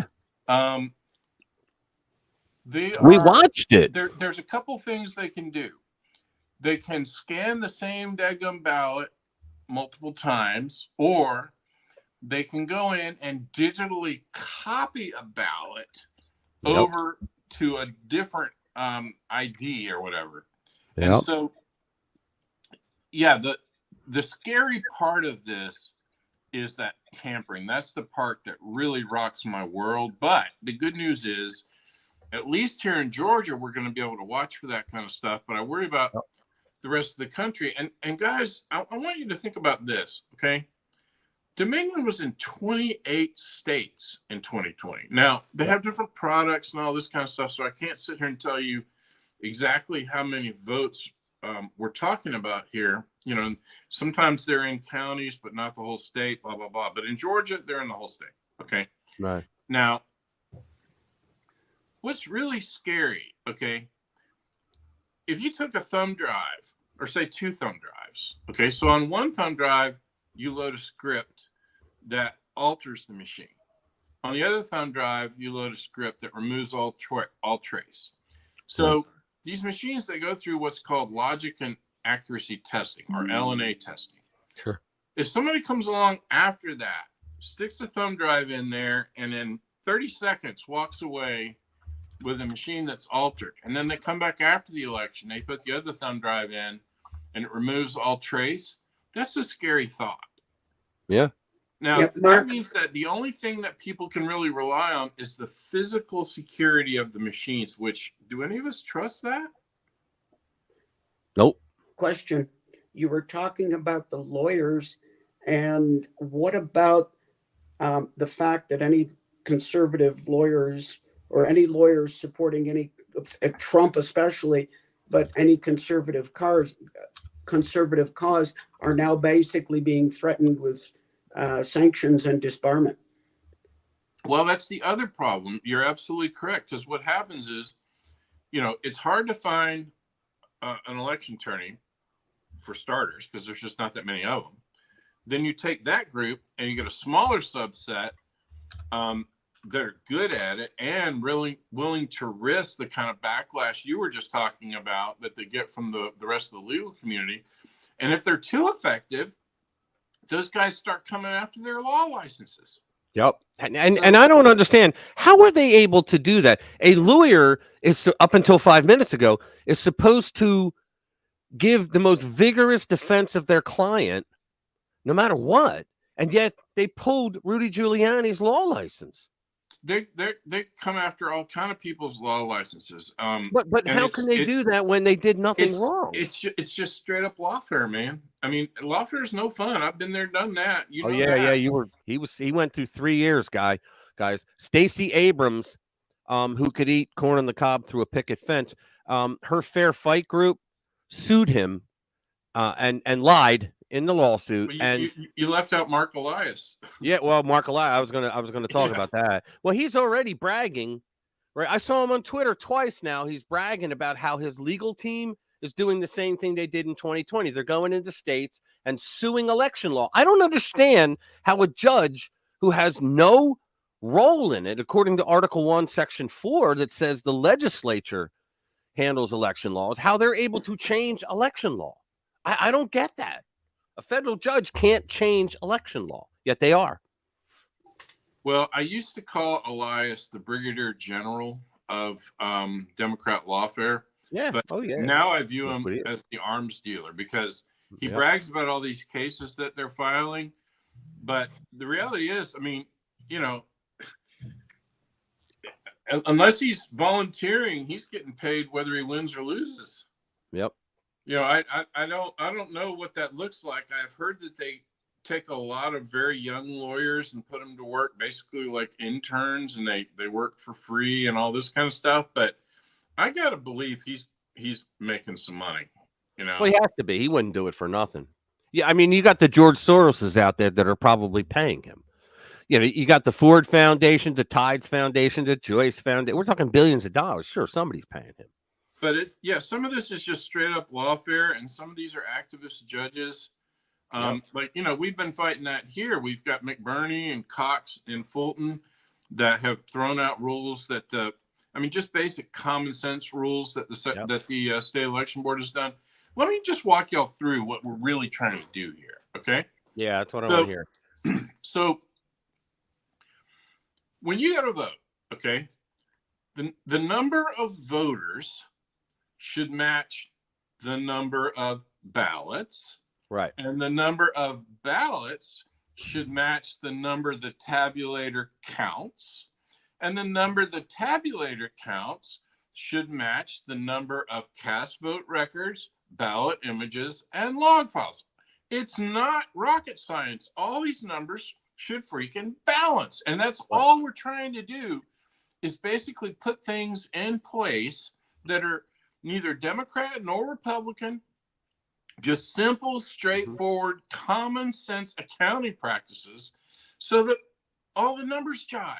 Yep. And we're trying to get transparency and accountability so that the public can have faith in our elections, so that the public can do citizens audits of these things. And if they spot problems, they can bring a case to their county boards of elections or the state election board or the Secretary of State, whichever is appropriate. But man, they're fighting those common sense practices and rules like a drowning man, you know, searching for air. I mean, it's just crazy. And you know, at some point you have to sit back and say, why are they so opposed to this? Yeah. I mean, at some point, it's a logical question to ask. I mean, I hate to cast aspersions on people's motives that aren't warranted, but at some point when you're fighting such common sense stuff, you got to wonder what the real agenda is there. Well, you know what the real agenda is. I know what I suspect, but you know, I try to stay in what I can prove, you know? Right. You're actually in the fight. Yeah, we're just back reporting what you're doing. Yeah, it's the same thing. It's the same thing as bringing all the illegals in. They're considered undocumented Democrats. Undocumented Democrat voters. Yeah, unregistered Democrats is what I call unregistered Democrat voters. Yeah, and you know what, Mark? That's another problem. We're hearing left and right that states are pulling illegal aliens off the voter rolls, and the Democrats, like the Biden administration, just sued to keep them on. I think in Florida to keep them on the voter roll. Well, and Republicans are suing to get access to the data they need to be able to identify them so they can pull them off. It's just it's again just more lawfare. This is what communism does. It's insanity. Hey, what's up, volume dealer? Thanks for coming, man. Yeah, I worry if we don't win this election that it's over. The experiment's over. That's what I worry about, man. I mean, I feel like we're on the verge of a arguably Marxist takeover because at the heart of I think left, Trump got it. That is the agenda. My biggest concern, Mark, is Trump will win, but the people that are the Democrats and the independents, they're going to vote for Trump because they're so angry at what the Biden-Harris regime has done to the country, but they're not going to vote down ballot for Republicans. And if the Democrats get at least one house of Congress, then they'll obstruct. If they get both houses, he's out. They will impeach him on day one and have a trial and remove him on day two. You can't do that. They can do anything they want. They're communists. And that's what I fear. So I keep telling everybody, vote down ballot, and you got to get the mindset that your vote is what's going to put Trump over the top. Your vote. That's how you have to think. Don't think. I tell people every time, don't talk red waves. When people hear red waves, they go, oh, I don't have to vote. Right? They don't need me. No, we do need you. We got to get to those polls if we have to crawl through 3 miles of broken glass and another mile of salt. You know? Yeah, you have to. You got to and vote early. I say that, and I haven't voted yet. Yeah, but vote early because DHS Secretary Alejandro Mayorkas has already said, he's already lied and said that they have credible sources that say that China and a couple other bad actors are going to try to do electronic problems with our voting systems on election day. Translation, the DHS is going to fuck with our voting systems in red districts on election day. Well, listen, if you guys didn't see it, and I assume most of you didn't, okay, on my Twitter feed, the story about DeKalb GOP versus Raffensperger, there's an actual video of that hearing. It will rock your world if you watch it, because not only does he show how easy it is to get into the guts of one of those machines and make changes and so on and so forth, but these experts are offering testimony that those machines can be accessed remotely. If you send me the link to that video, I will put it in the description down below, Mark. Okay. I'll promote it. You can find it if you go on YouTube too. Just search for DeKalb Republicans versus Raffensperger. Okay. It's in McAfee's court. Y'all will remember him from the Fannie Willis hearings. Yeah. Same judge. But yeah, I can get it to you. Oh, I got it right here. 7 hours and 26 minutes. Yeah, the guy you really want to watch in there is Clay Parikh and then Ben Cotton. But Clay Parikh, man, he's a beast. It says it's under Judge Scott McAfee's account. Yeah, yeah, he has a YouTube channel, and oh, cool. Yeah, you can find it there. And then Liz Harrington has pulled out some of the best clips, and she's got them posted on her page. But yeah, she's great. Yeah, all that stuff's really worth watching. It's worth taking the time. Cool. But let's see. Anyway, let's see what else is going on. Heavy turnout in early voting here in Georgia. There's obviously been a lot of people affected by the hurricane, here and elsewhere in the South, but it sounds like people are going to be able to get back on their feet in time enough to get to the polls and vote. I hope it doesn't cost us too much in terms of turnout, but I'm afraid that it will cost us at least some, and we can't afford to lose any. Yeah. I just put it into the description. If people hit refresh, they'll see it. Okay, cool. Yeah. Yeah. So what else you got, man? What kind of wild stuff is going on that you're allowed to talk about? I know there's some stuff you're not allowed yet. I'm trying to think, man. I'm so tired and worn out that I'm probably forgetting important stuff. Anything about that, without saying it, about that woman who was running and she had the stalker? Oh, I haven't heard more about that. Okay. I mean, Lake and Riley? Yeah, about that. How about Bill Clinton being sent down by Kamala to stump for her, and he brings up Lake and Riley saying it's because the illegals weren't vetted properly. I'm like, dude, you just created a commercial for the Trump campaign. There is a book coming out, and we'll probably talk about this later, but there's a book coming out that's going to have some kind of interesting background information about that whole Lake and Riley thing. I shouldn't talk about it now because it would be bad for the author as far as all right, then we'll bring you back when that's open. When it comes out. Yeah. But that's going to be a must have. I mean, give us a prediction for Georgia. What do you think's going to happen in the election? I think Trump's taking Georgia. I really do. I think he is too. I think it's too. Everything's being scrutinized really hard now. So unless they come up with something creative that we're not expecting, right, and they manage to pull it off with impunity, I think Trump's going to be okay here. I hope Atlanta, I don't it seems there's a lot. I watched a lot of interviews. Atlanta, Chicago, some in Philadelphia. They're saying, "Nah, we're voting Trump this time." Well, the bad thing about it is that all this residency stuff. The county boards of elections so far have been very, very successful in just thumbing their nose at our challenge statutes. They just pass rules that are ridiculous, that are coloring way outside the law and the intent of the legislature. And they basically just thumb their nose at our election integrity people and just turn down challenges left and right. So the reality is,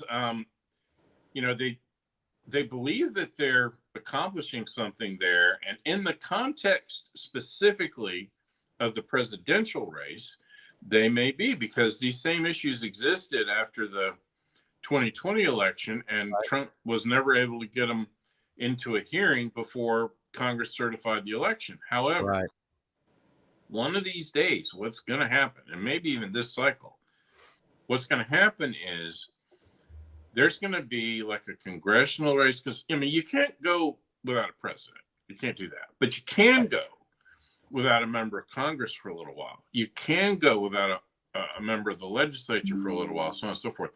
But what's going to happen is sooner or later, we're going to see a major case that turns on these issues. If you guys recall that ballot harvesting case from North Carolina, that's the one that put ballot harvesting on the map.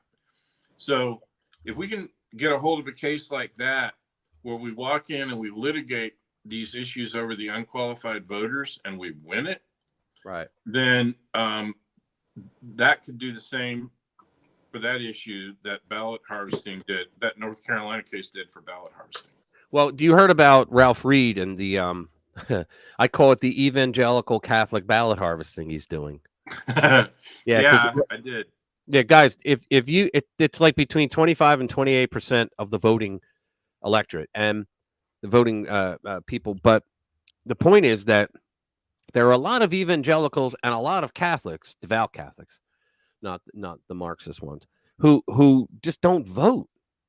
For whatever reason, they don't vote. And so that's what ballot harvesting is.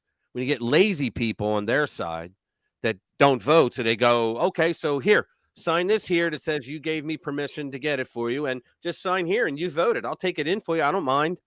And that's how they get thousands and thousands more votes. Well, the evangelicals are doing that now. And I think, dude, I heard a wild number, like 80 million nationwide are volunteering. That I heard that, and I was like, wow, I got to talk to my pastor this week about it, because I know he's somehow involved in that. But what they're doing is they're saying, look, the evangelicals and the Catholics who they're going to get to vote, that number, Mark, is larger than the black vote, the Hispanic vote, and the union vote combined. And so that's going to make a hell of a difference. And Trump is doing well with unions. He's doing better with blacks, and he's doing really well with Hispanics. Yeah, because they all woke the hell up and realized that, you know what? We can hate him because the left told us to, but my wallet's really thin. Now, Mark, talk about, because some people ask questions tonight, talk about the judge's ruling where they can't contest an election by blocking certification. What did the judge actually say? Okay. Let me just kind of frame that whole situation. Okay. So what has happened previously, that's where we need to start, is that Republican members of the county board of elections in various counties have asked to see certain documents before they sign their name, giving their personal vote to certify that an election is true and accurate. Okay. And they don't want to swear falsely to something that they can't honestly say. I feel that this is all true and accurate. So But what's happened is not only have the counties refused to give them access to documents, but when they have agreed to provide it, some of them have been arrogant enough to actually try to charge a member of their own damn board for an open records request. It's just insulting stuff. It is, yeah. And so you've had a couple that have. Something happened to his audio? Yeah, we can't hear you. Okay. I can't hear you. You're back. You're back. You're back. Okay. I'm sorry. My phone rang while we were talking. We've had a couple that have basically just refused to vote to certify an election. And so what happened was the state election board had a squabble over a rule that would require the counties to give their board members access basically to whatever they want to see. And the chairman of the board, who is loyal to Kemp and Raffensperger, pitched a fit because he wanted to limit it to a defined list. And Sally Grubbs, the chairman of the Cobb Republicans, pushed back on that and said, well, the law says that we can submit an open records request to see all this other stuff. So why would you prevent a damn board member from seeing it? Right. Okay. So anyway, the rule passed, but the way that the Democrats have framed it always the is Democrats. that now means that these board members can block certification. Well, they can't. Certification still has to be done within 5 days, but at least now they get full access to these documents. And so as long as they can see everything they want to see, I think they'll go ahead. But what happens when the Dems hide it? Because let's remember, the Democrats and Raffensperger had no problem breaking the seal in that warehouse to go into the sealed boxes that, what's her name, Susan Voiles, that the judge said, until we're done with this other case, we're going to have these sealed, and he went in and took them. So some of these people need to go to jail. Oh, well, yeah, but I'll tell you this much: I've known Susie Boyle since I was a kid. Good lady, good woman. She was from my neighborhood. I've known her forever, love her to death, and if she says something, I believe her. Okay. Yeah. But straight up. Here's the deal: when it comes to the law in Georgia, the Uh-huh. law is the law, unless we're talking about elections. Yeah, exactly. Oh, guys, hold on. What I'm talking about, what we're talking about here is Susie Voiles was a precinct manager for like 22 years in Fulton County, Sandy Hill, I think it is, and Sandy Springs. Thank you. And what happened was she had testified that they had reams and reams and reams of mail-in ballots that came in that they had no folds in the paper.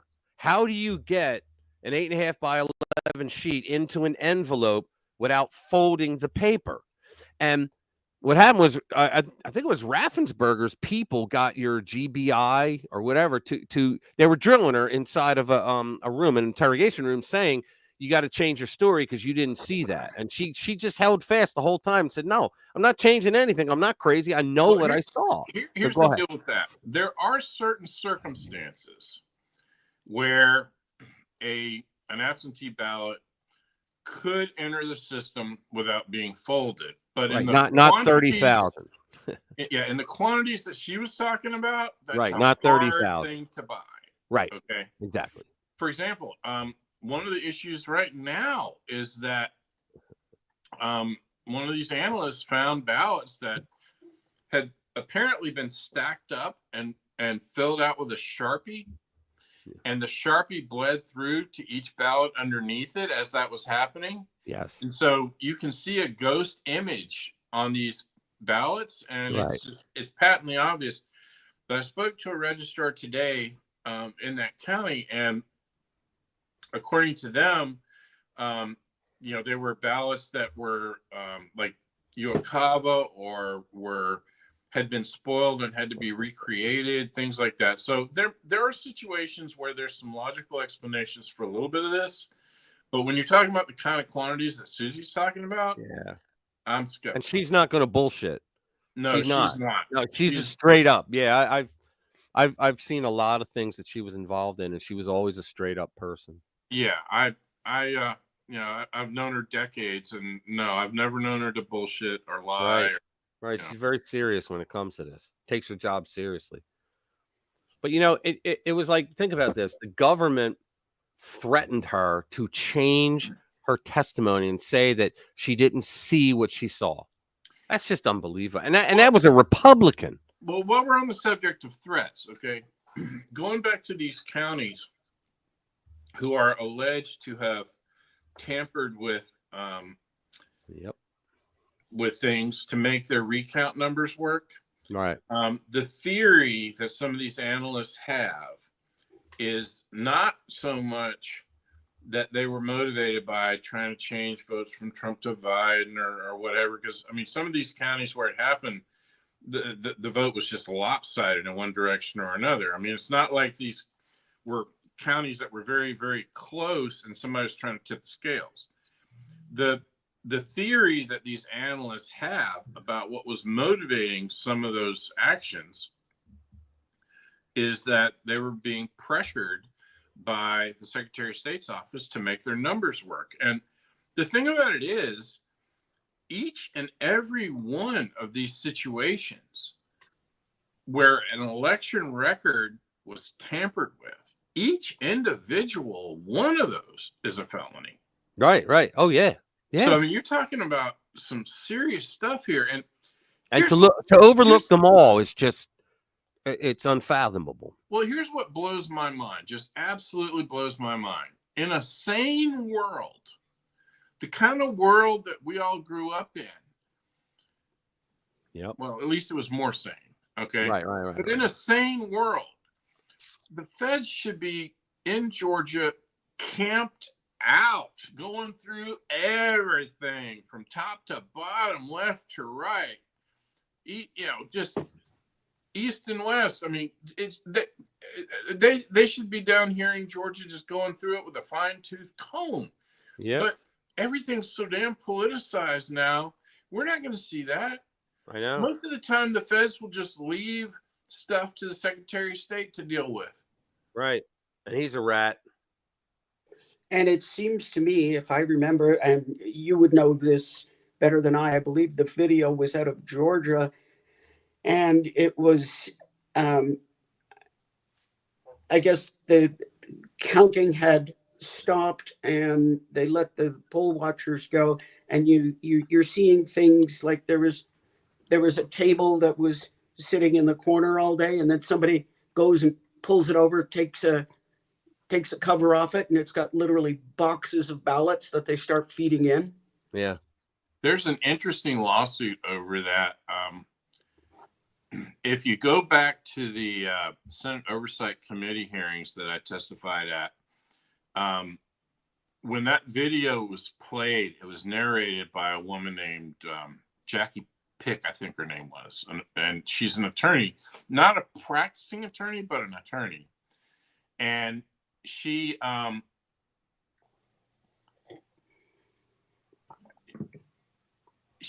accused by Raffensperger of something. I'd have to go back and refresh my memory, but apparently he accused her of falsely making false statements or something like that. She sued Raffensperger for defamation over that. Good. That case, I think, is still going on. And then this discussion's reminding me I need to go back and check on it. But yeah, I remember all of that. The Secretary of State and Fulton, they've got this weird love-hate relationship going on. I don't believe for a minute that the folks in the Secretary of State's office are, all cozy with Fulton, but due to circumstances, they have kind of been shoved into the same corner. And it gets really interesting too, because like now you've got John Frevere, who is the head of the state election board, who's constantly siding with the Democrat member of the board. And then I think you can chalk a lot of that up on Raffensperger's part to CYA. Yeah. Cover your ass. Yeah.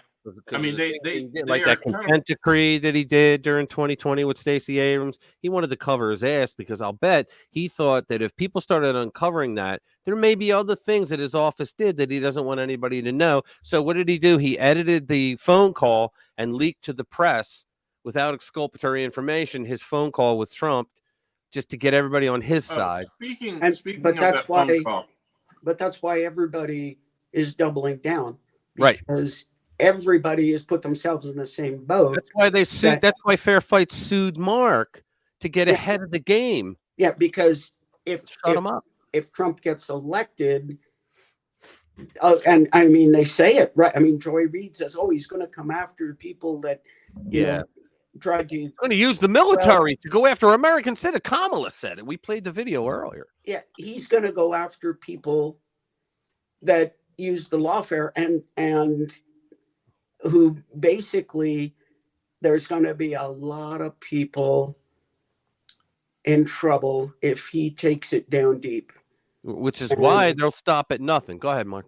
Well, I have not, I have not come out publicly and turned on Kemp yet, but I'm on the verge of it. I mean, if you step back and think about exactly who has the most to lose in Georgia if Trump wins, number one is Brad Raffensperger. Number two, maybe Brian Kemp. Now, he was smart. Didn't Kemp think for Trump?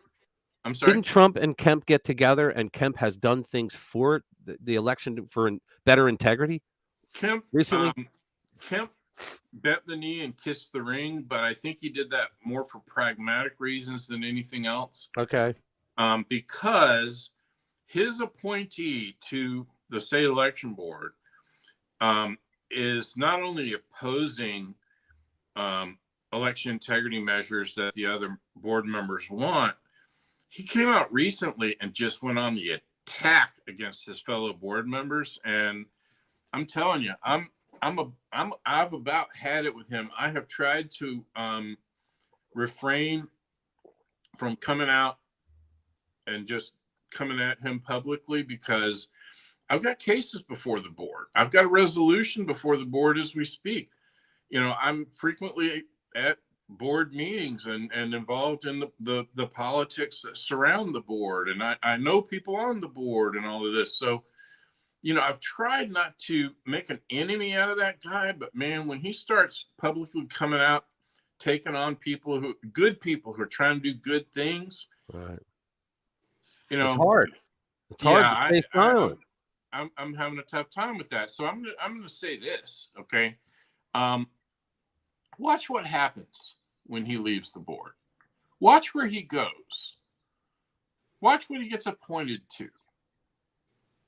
Yeah. Just saying. Yeah. There's a lot of theories going on about why he's there, why he's doing what he's doing, and what's motivating that guy.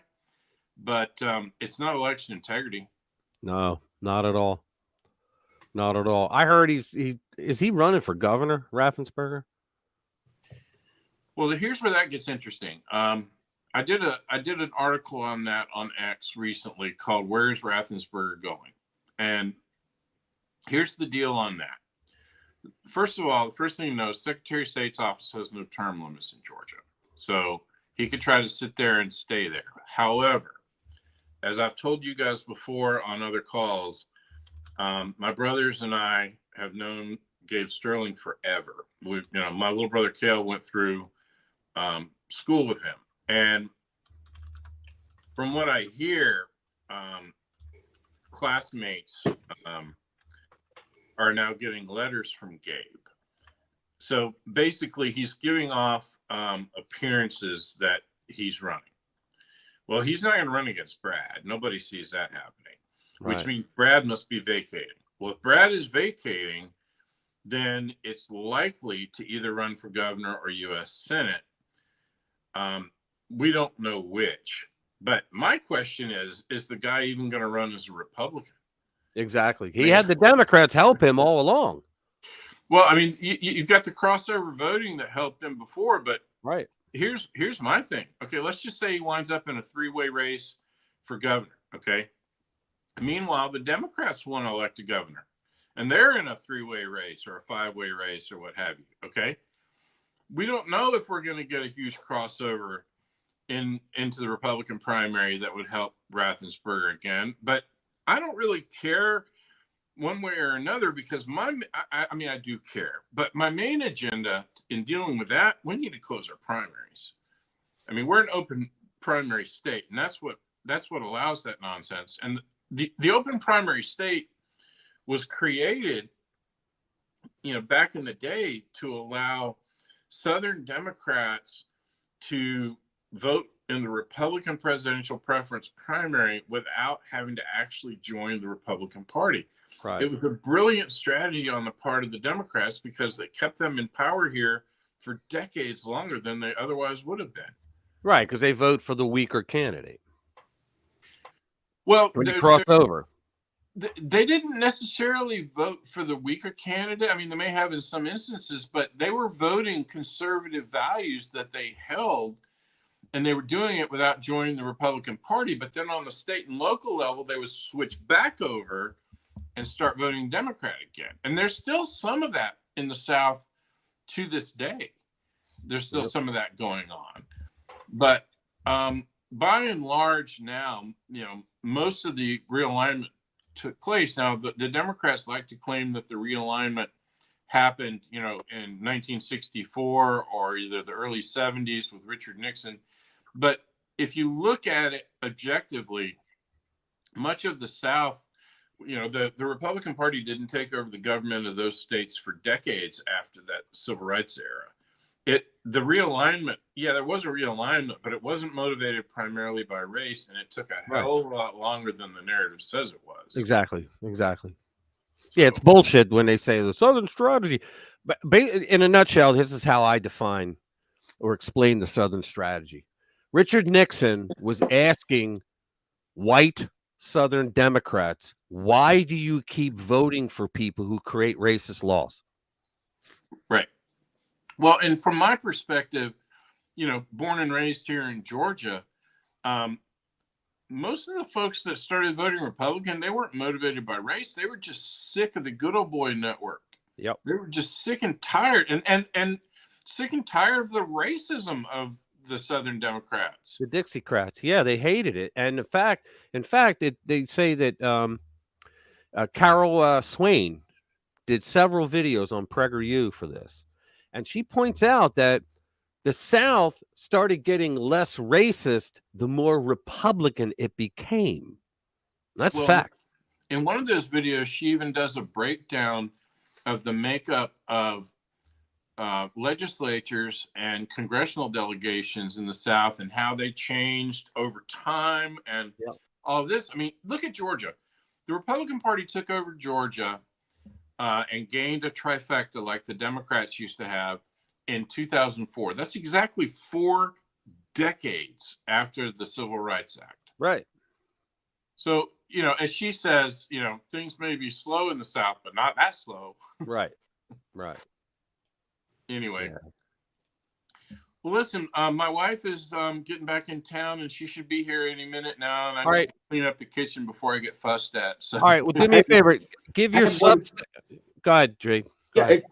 One comment. You said something before about we can't do without a president, and I would argue that we have been for like the past year or year and a half. Yeah. I would argue. What I'm saying is, there's a little bit of a difference there because, in an elections contest, if a member of the legislature doesn't get seated for a little bit of a delay, or a member of Congress even has a delay in being seated or something like that, it's not the end of the world. But I don't see a scenario where we can actually go without a president. And in my mind, it creates a constitutional crisis. Like, what would have happened if Trump had not only won his Georgia case, but won cases in other states, and that whole thing was wrapped up? I mean, we did have a situation with Bush v. Gore that came close because, we went without a decision there for quite a while. But I guess what I was trying to say with that is that in the context of the presidential race, it's one thing. But contesting an election that's not the president is another. And sooner or later, we're going to have a major election that is turned over on the subject of unqualified voters. Yeah. It's going to happen. I was just razzing you about the president, of course. I hear you. But it does bring to question, what if we had, you probably don't have time to talk about this. What if we have a tie? What if there's 269 to 269? Yeah, it goes to the House. Then, right? It goes to the House. Yeah, in the House, they couldn't organize a gangbang and a whore. Oh, no. If it goes to the House, Trump wins. Because what happens is you get one vote per state, and there are more Republican states than there are Democrat states. That's right. It's not every Congress. It's one vote per state. That's right. Right. And so he would win. Yeah, right there. Now, Mark, before you go, give us your Substack, your X, your Facebook, any other way people can find you. I don't remember what my Substack is, other than it's Mark Davis. But on X, Mark Davis GOP, and I'm on Facebook too. But right now, I'm basically focused on X because that's where the politics is. Yeah, I know. All right, man. Anyway, thanks for having me, man. I appreciate it. Thank you very much for coming on again and spending time with us. Very informative, as always. All right, man. Very informative. Very, very good. Thank you, Mark. Thank you, sir. Bye. See you, man. Yeah, he's a good guy, man. I've known him probably for 14 years now. I went down, Dr. Jade, where'd you go? Oh, she's gone. Oh, no.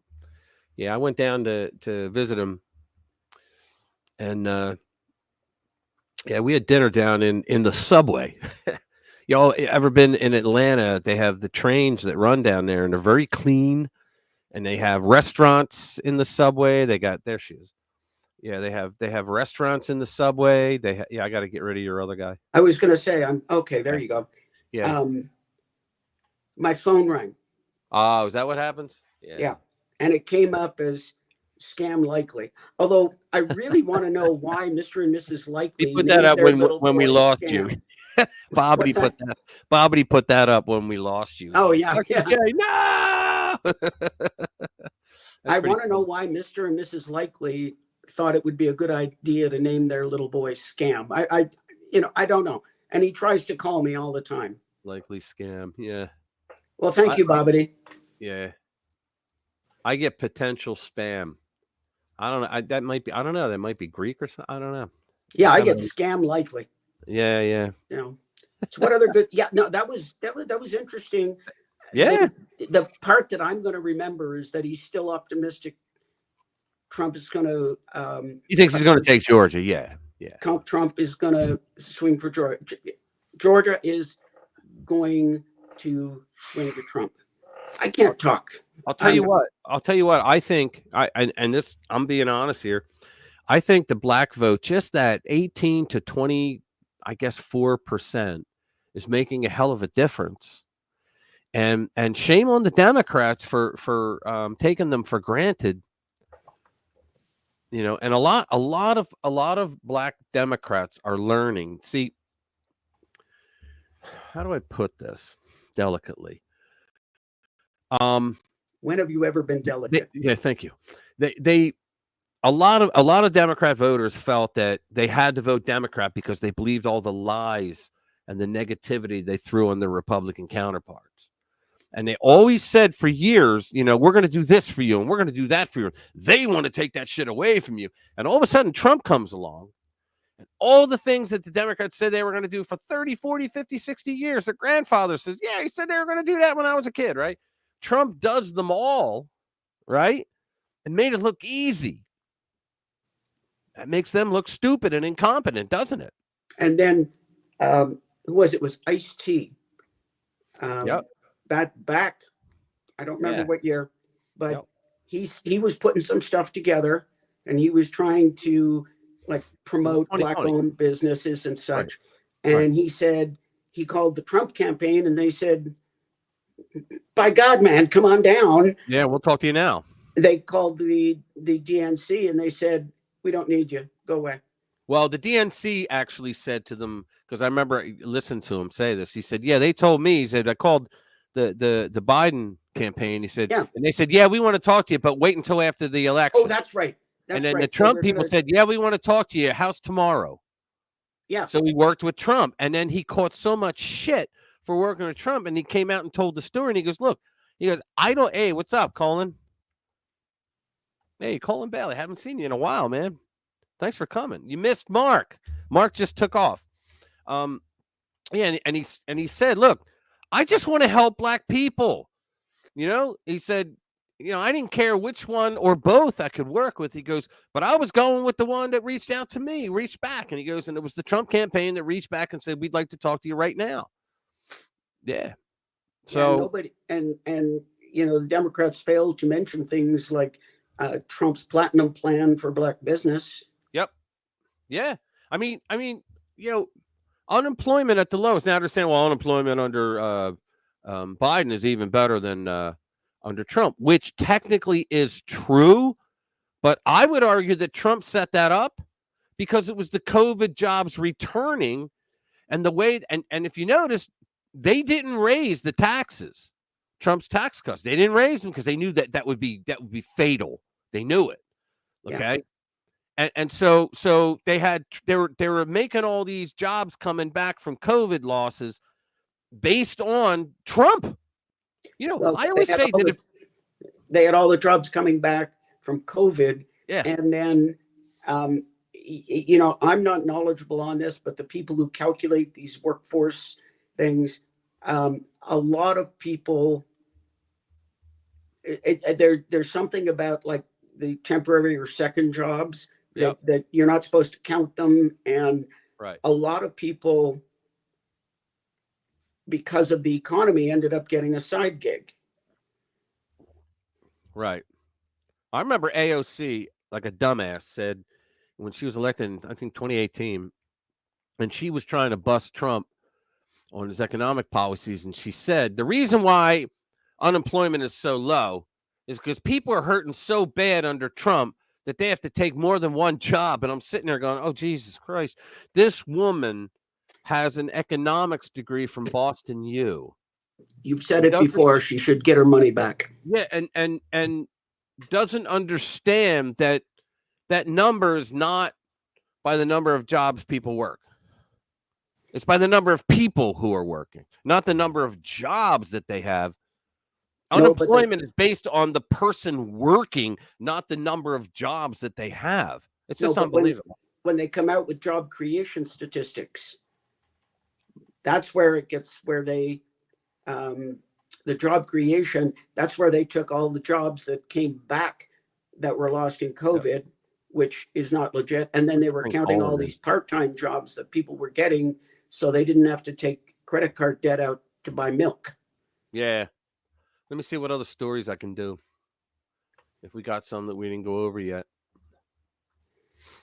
Let's see. Biden and bad mouth. The funeral. Yeah, I don't know if that one. You heard about the lip syncing, right? Of Obama and Biden talking. It was It was pretty funny. Yeah.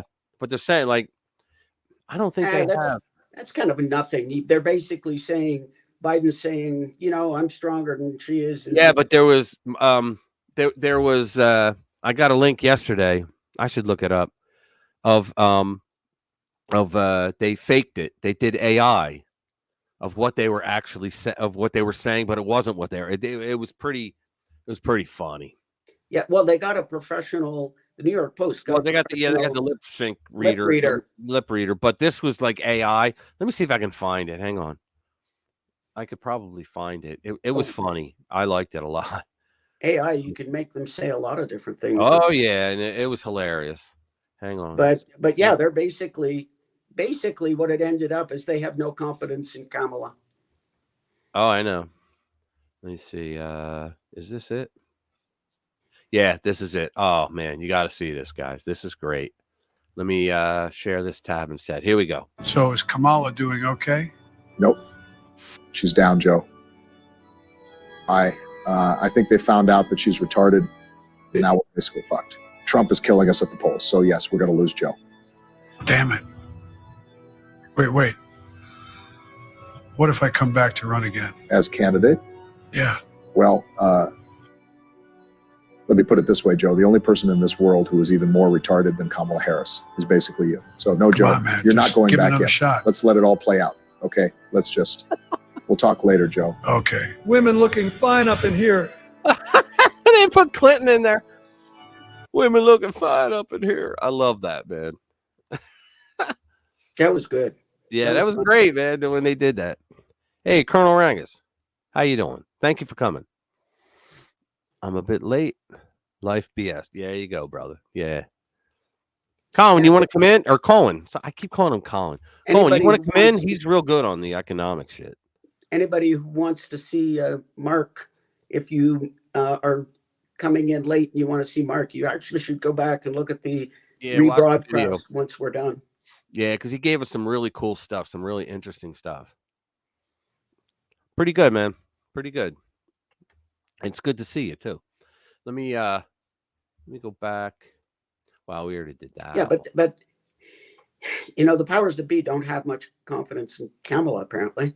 Oh no. Oh, geez. You know what? I did a video this week that they were talking, the top people, the cabal that's been running things for 4 years. They were talking about getting rid of her and bringing Hillary back. They really were. You know, they may be thinking that. I don't think they could though, Jade, because early voting already started in several voting's states. already started. Yeah, how are they going to do that? One way. Oh, well, we'd like to transfer all the votes for Kamala over to Hillary. No, you can't do that. There's only one way. If the candidate dies. Yeah.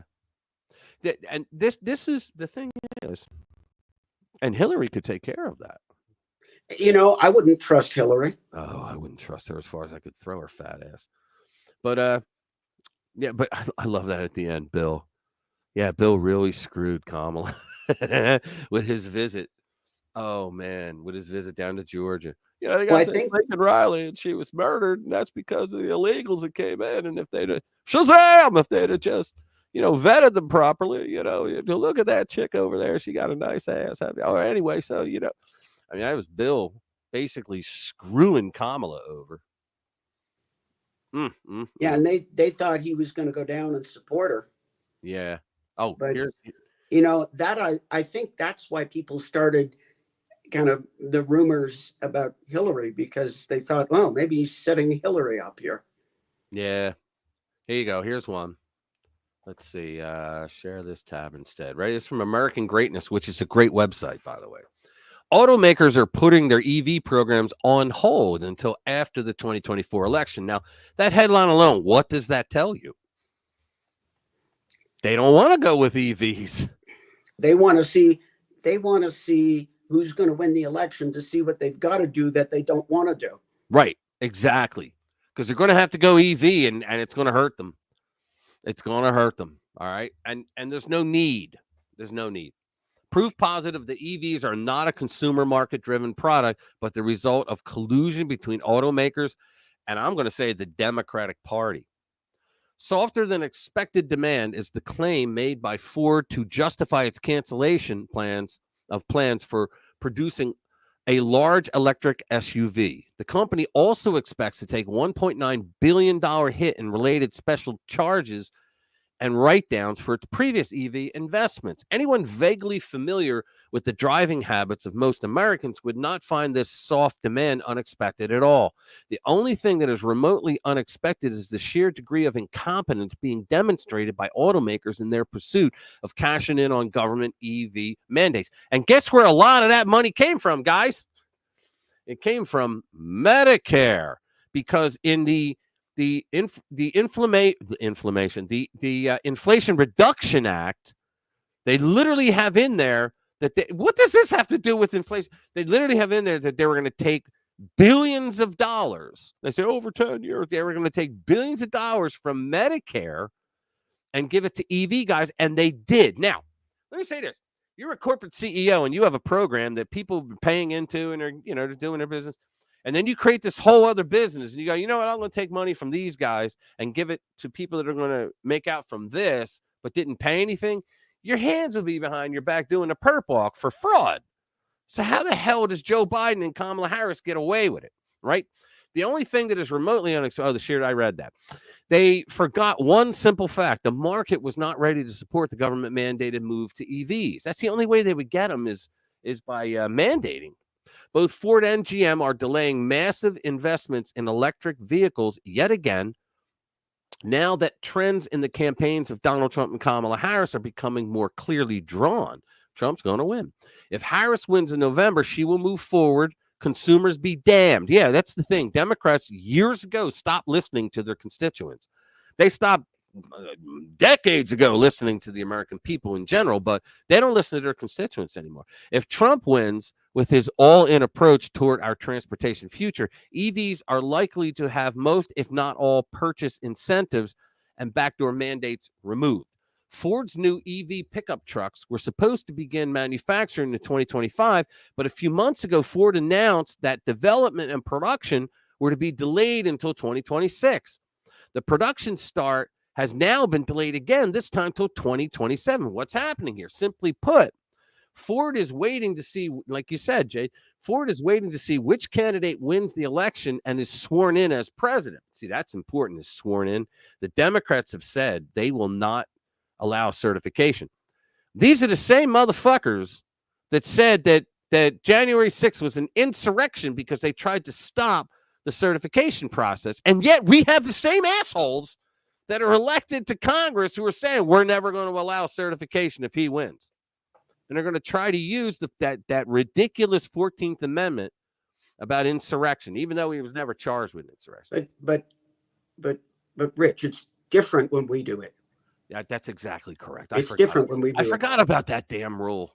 And the exception to that story is Tesla. Yeah. As Tesla, they make decent vehicles and they're still making them, and they make better batteries that they didn't like the best batteries they could get. So what did they do? They hired engineers to design an even better battery. Nobody could make it, so they built their own battery manufacturing. Yep.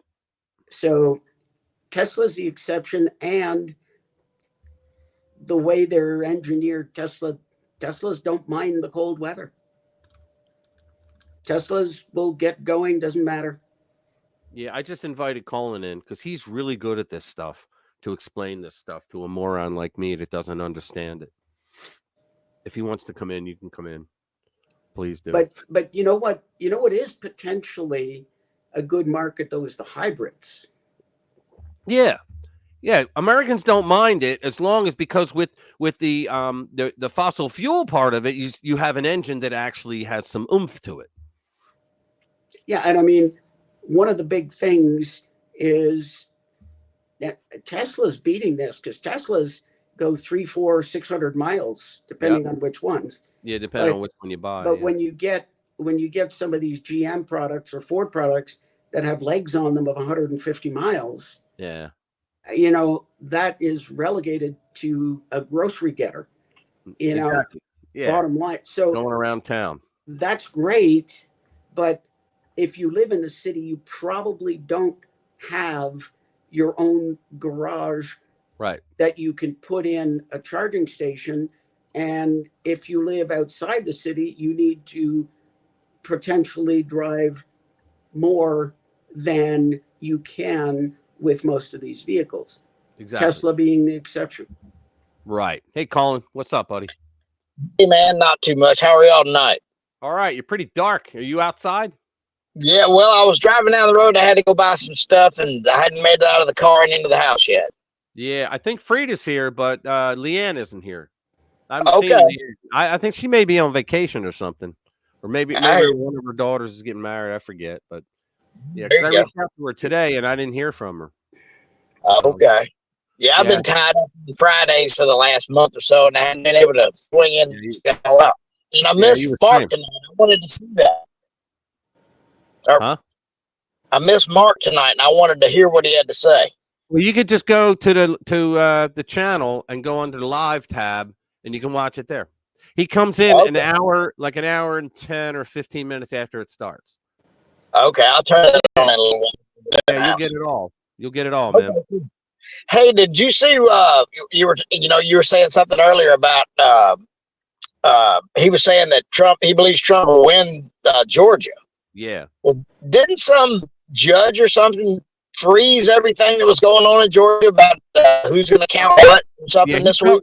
He talked about that, and the judge, what it was the judge, and he agreed with the judge, even though the judge is a big lib, but he agreed with the judge. What happened is the law says that certification must go through, and that the judge came down on people that said, no, we're going to block certification until we look at all the ballots and make sure everything's kosher. So the judge said, okay, so certification must go through. You can't do your investigation by blocking certification. However, the members of the board, they all have access to anything they want to look at during certification. But I mean, the law says you only got 5 days. Now, the Democrats do that shit on purpose in almost every state. Yeah. If you want to contest, you only have 5 days. And I pointed out earlier, Coleman, I said, so you had, after 2020, you had state legislatures that had hearings on it, election fraud hearings. And the evidence that they got together with the whistleblowers, other witnesses and stuff like that, there's no way you can put that all together in 5 days. You just can't. No. In the last election, what they did too is they pushed the Republican vote counters out of the way. Have a good weekend, man. See you. Thank you for coming in, brother. All right, go ahead. I'm sorry. I said, in the last election, what they did is they kept the Republicans in like Detroit and everything else like that from getting in and counting the actual votes. I remember and then they held the votes away from everybody. And they basically said everything's fine for 3 days. And then when they finally get the opportunity to go check it all out, they had 2 days to do anything. Well, that's why go ahead. And they had Bill Barr, you remember his little, I don't know. I'm not real sure what all that was. Within him talking about the election, he said, "Oh, there's no fraud. There's no fraud. There's no fraud." And then everybody on all the mainstream media sites jumped right on top of that and said, "Well, he's the Attorney General for Trump." So they're saying now that the reason he did all that was because they were threatening to the Democrats were threatening to have him impeached, and he didn't want that on his record. That's a hell of a thing. To go along with their bullshit story, because he didn't want to be impeached. Yeah, I heard that too. And how was it going to be impeached? His days were numbered anyway. I know. Well, he didn't want it on his record because, we now know the Democrats will continue impeachment trials after you leave office. They did it to Trump. Oh yeah. Impeachment. They demanded a trial, and the reason why is because Schumer wanted to add an extra penalty, which was if he was found guilty, that Trump can never run again for anything. That's what his aim was. That's what he wanted to do, the bastard. In the January 6th trials, it did the same BS because those trials were not supposed to take place unless a member of the Supreme Court sat on them, and nobody on the Supreme Court was willing to do that. So they went ahead and had him anyway. They didn't take the Texas case because Roberts was terrified of a riot. That's right. Yep. Yeah, because the Page boys outside heard him shout that. It was Alito and Thomas who were saying, he said, there's no precedent. They said, Gore v. Bush 2000. He screamed, don't give me a fucking Bush v. Gore. He goes, they didn't have riots back then. Because remember, all the riots, the St. George Floyd 2020 riots were happening. Oh, yeah. Yeah. So it was fresh in everybody's mind. And it was also the time where the lefties, the Democrats, figured, all right, we're just going to go after judges now. Remember the guy went into Kavanaugh's house to kill him and all that, and they're all outside all their homes and everything. Yeah, but we're the violent ones. Yeah, I don't think Roberts has learned anything. Well, let me say this about Roberts, though, and you two guys tell me if you agree or not. Roberts, in the beginning, okay, I believe that he cared less about protecting the Constitution and more about protecting the relationship between the three branches of government. But once Trump got in there and he put 3 other people in, all right, if you noticed, this court, the Roberts court, has been spending more time on big cases. I'm not talking just Dobbs, right? Spending a lot of time on big cases, reversing the unconstitutionality of prior courts, prior Supreme Courts. Okay? Because it wasn't just Dobbs where they reversed Roe, which was one of the worst decisions, okay, that they ever made because they lied about Roe. But also there was the case in New York where the gun law, the 150-year gun law, I think it was, they reversed that, saying it was unconstitutional. And then are you talking about the Bruin or the I think that was it. The Bruin decision? That was and the one before that, and my mind is going right. And then I forget what it was called. CH Charlie. Oh crap. Oh, yeah, the CH.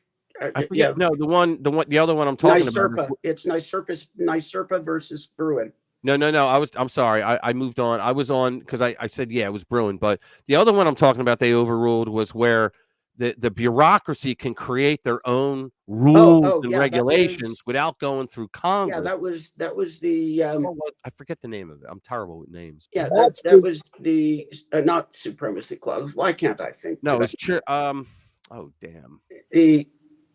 I'll tell you in a second. Yeah, that's gonna have a big.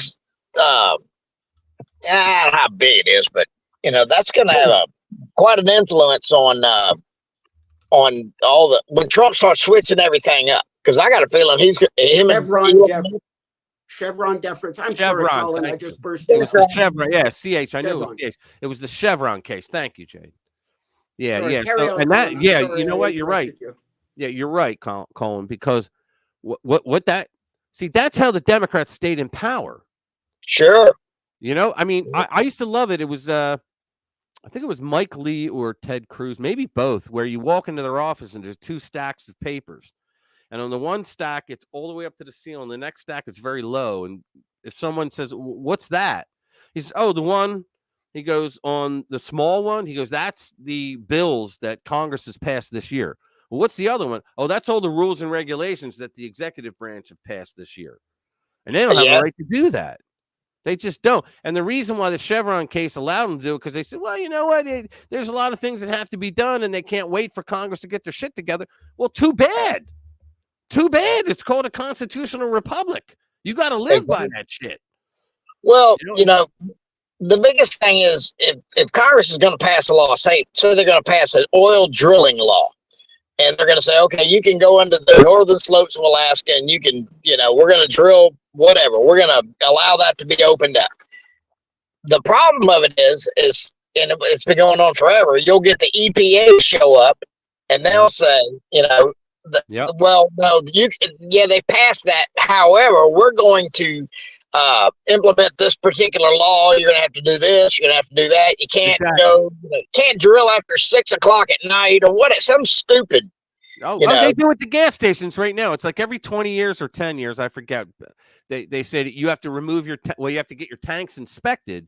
And if there's a crack or if there's anything like corrosion or something, then you got to get them replaced.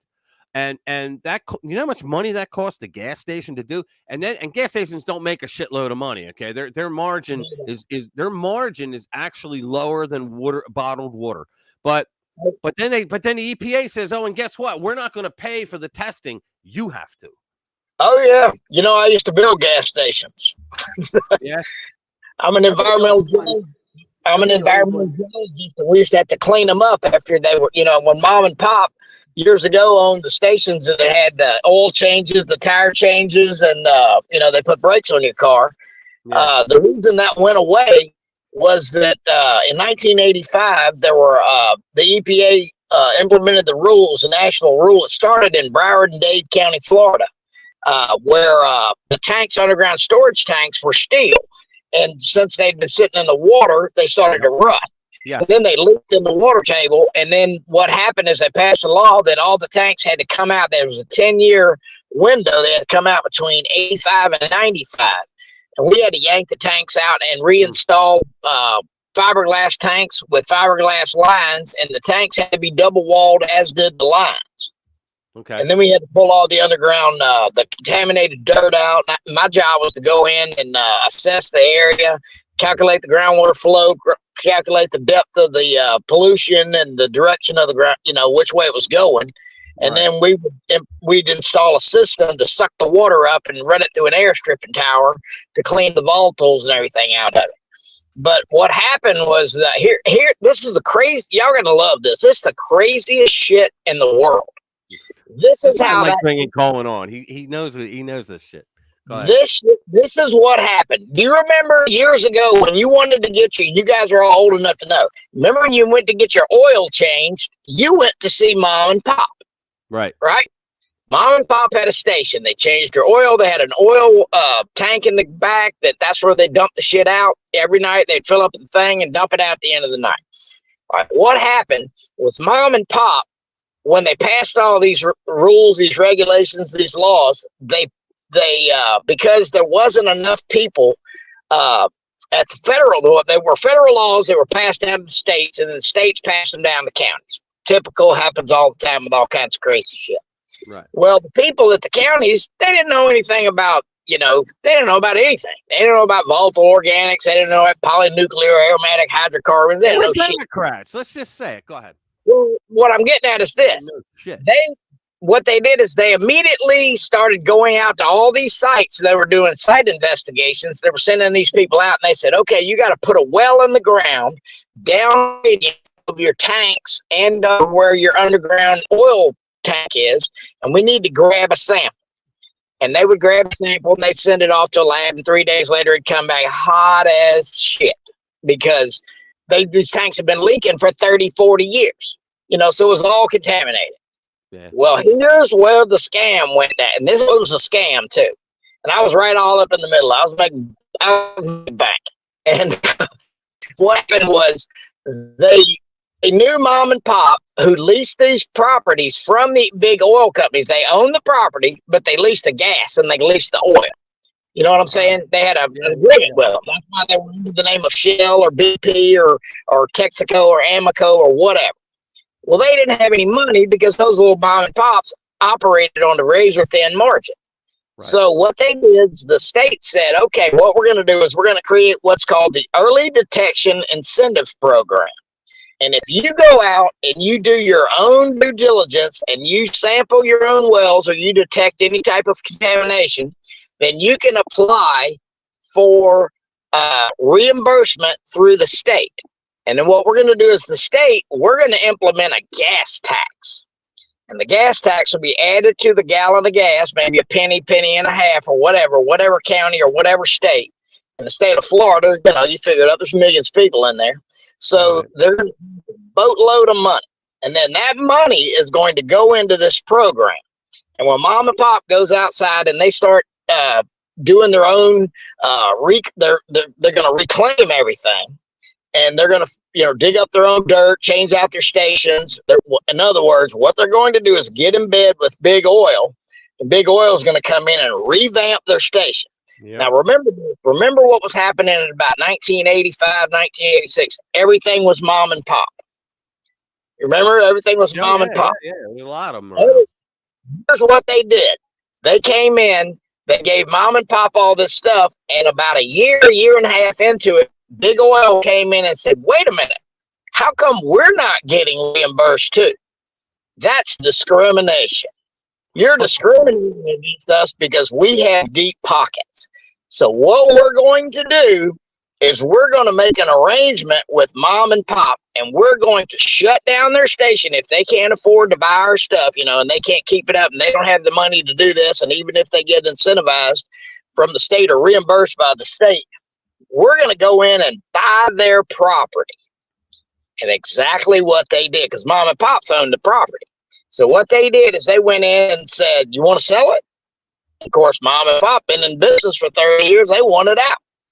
And so what happened is they went in, and now if you ride around now, it's 25 years later, 30 years later, you don't see any of those little Mom and Pops. You only see the really nice, the Wawas of the world, all they do is dispense gas.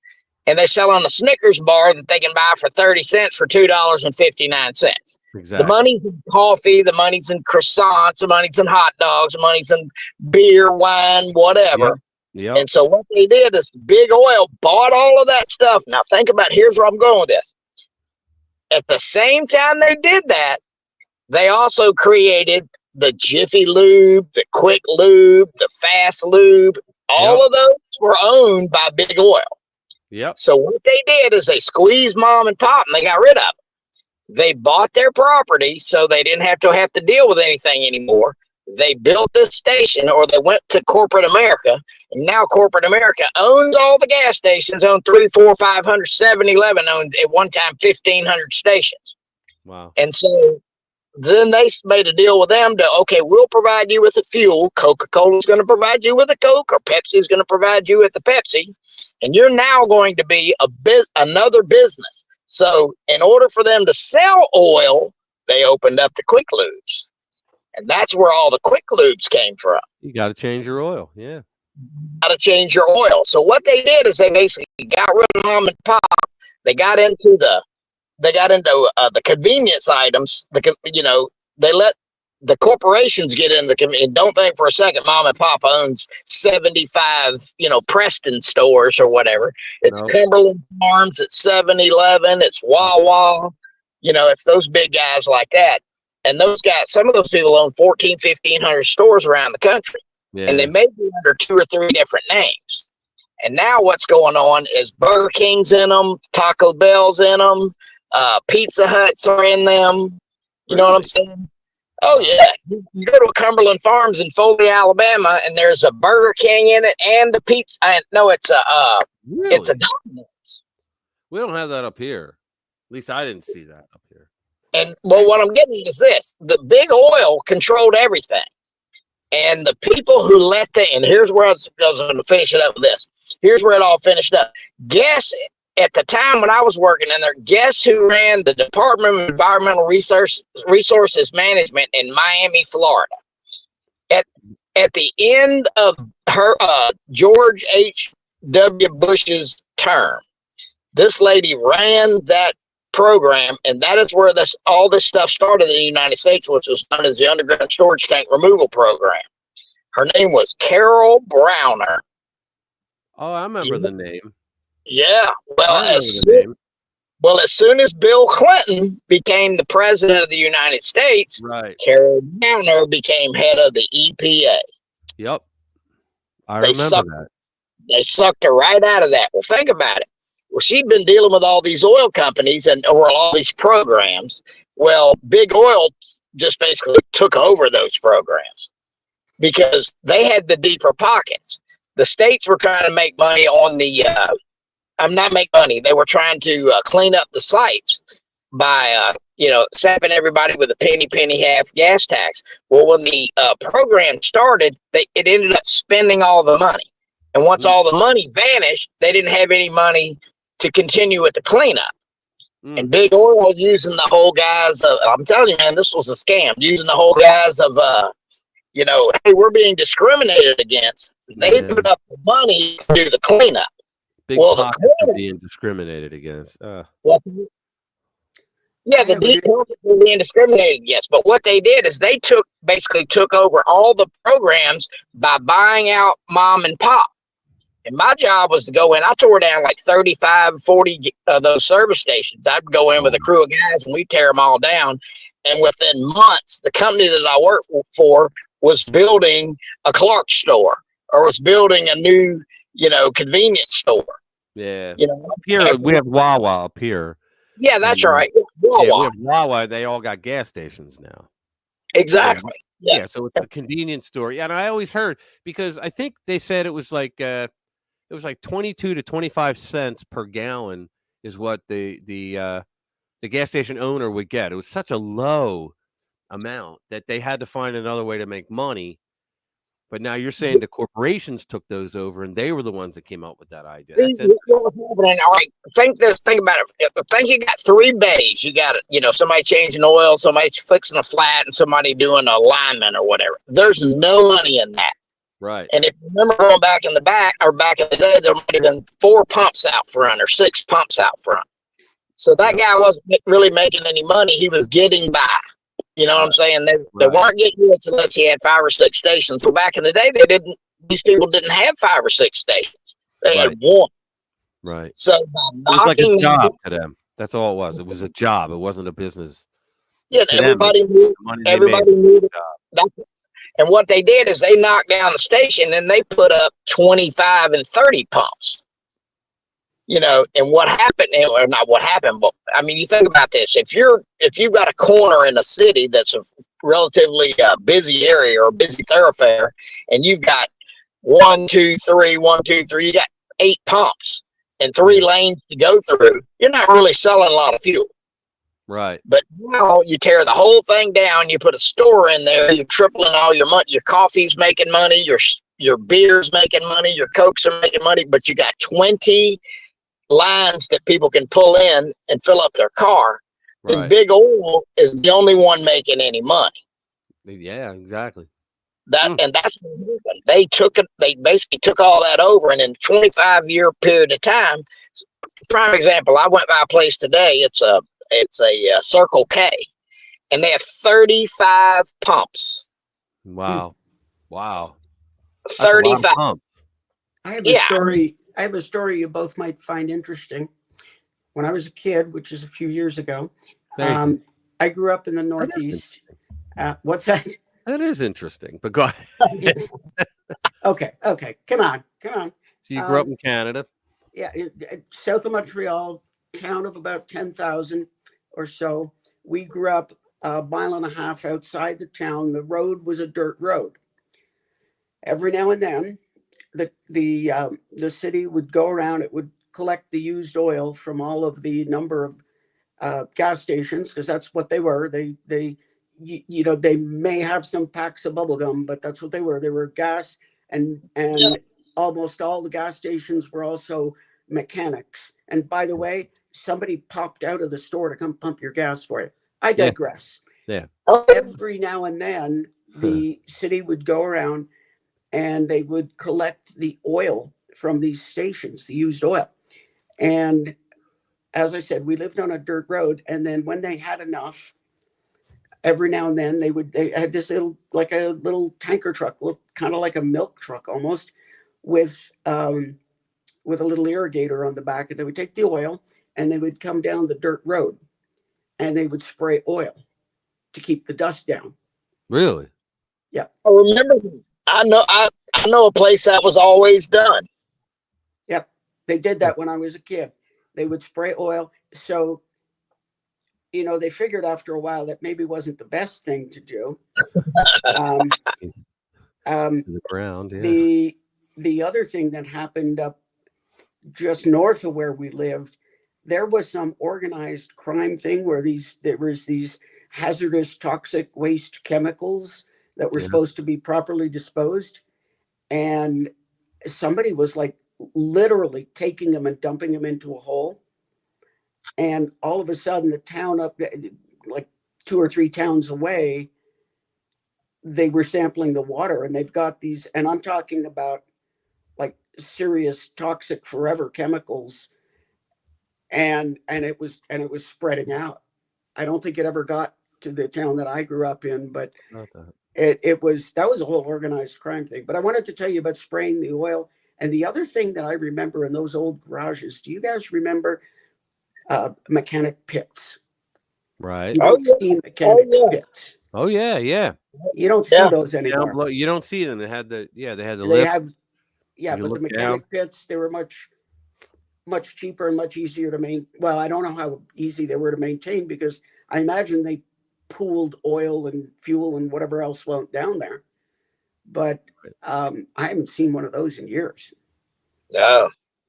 Yeah, those were what that was is that allowed the station to have a lower roof, so it didn't cost so much to build the station.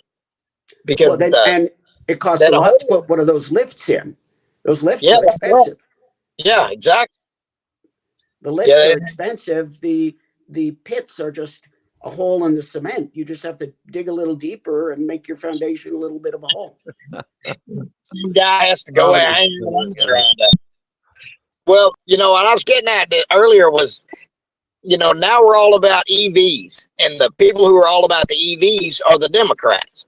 You know, they're the ones that have created all the hysteria, and everything's got to be making money off it left and right too. Yeah. But if you go back to what I was saying, this back in the '80s when Clinton, when Bush got out, and I know I got a whole nother rabbit hole I can take you down on that one. But when Clinton got in, he pushed all the environmental rules. Carol Browner came in there because Carol Browner knew all about who was going to end up paying all the bills. And who was going to end up paying the bills was Big Oil. Because Big Oil was the whole plan was to eliminate mom and pop. And when they eliminated mom and pop, and then they went after these people are all connected. They went to the corporations, and corporations do everything based upon the system. If I build a gas station in Toledo, Ohio, I can build the exact same one in Tampa, Florida. And it's going to be the same. It's going to have the same number of pumps, the same supplies, the same operations, the same cash register. Everything's going to be the same.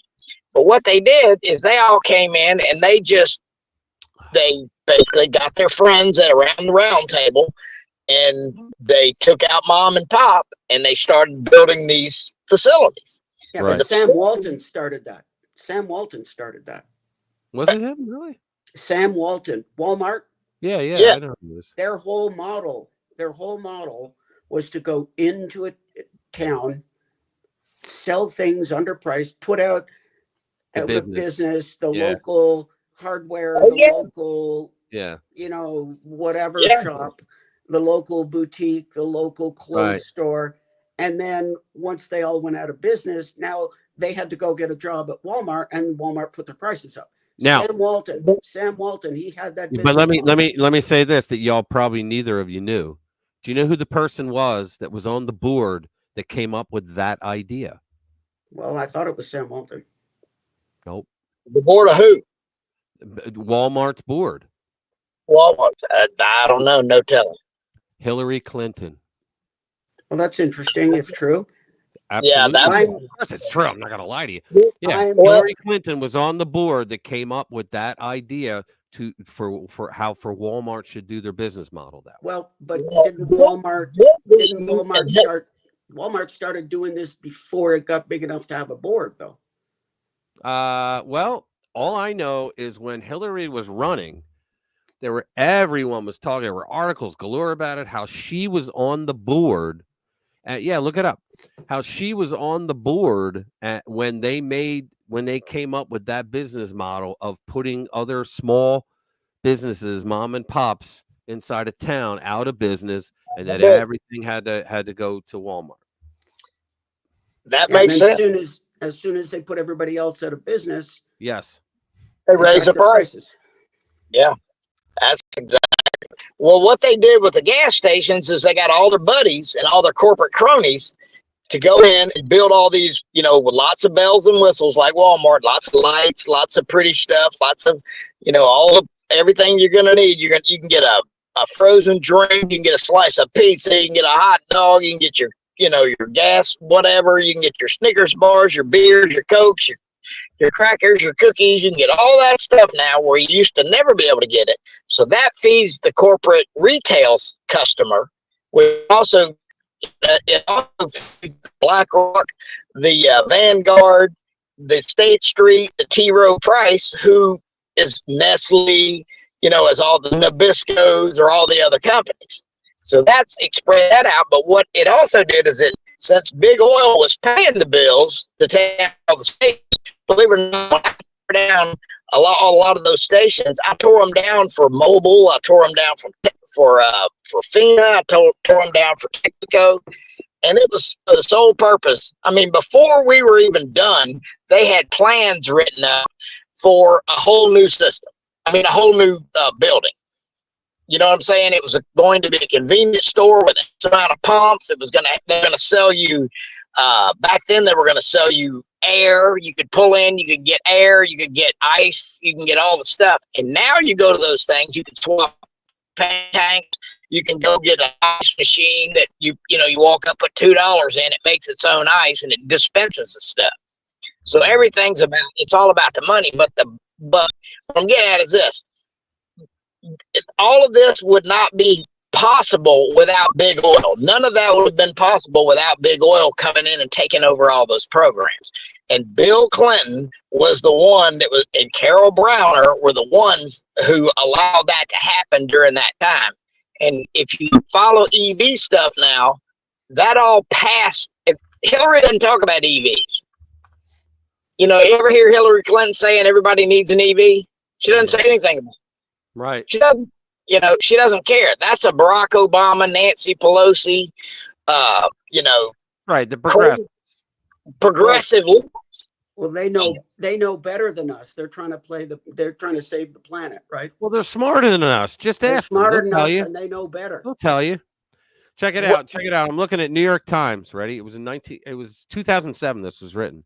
It says, as a director, Clinton moved Walmart board, but only so far. And it says, in 1990, Hillary Rodham Clinton, was the only woman on the board at Walmart, a company based in Arkansas, where she was first lady of Arkansas, right? It says, in 1986, Sam Walton, the founder of Walmart, had a problem. He was under growing pressure from shareholders and his wife, Helen, to appoint a woman to the company's 15 board. I'm sure he didn't like.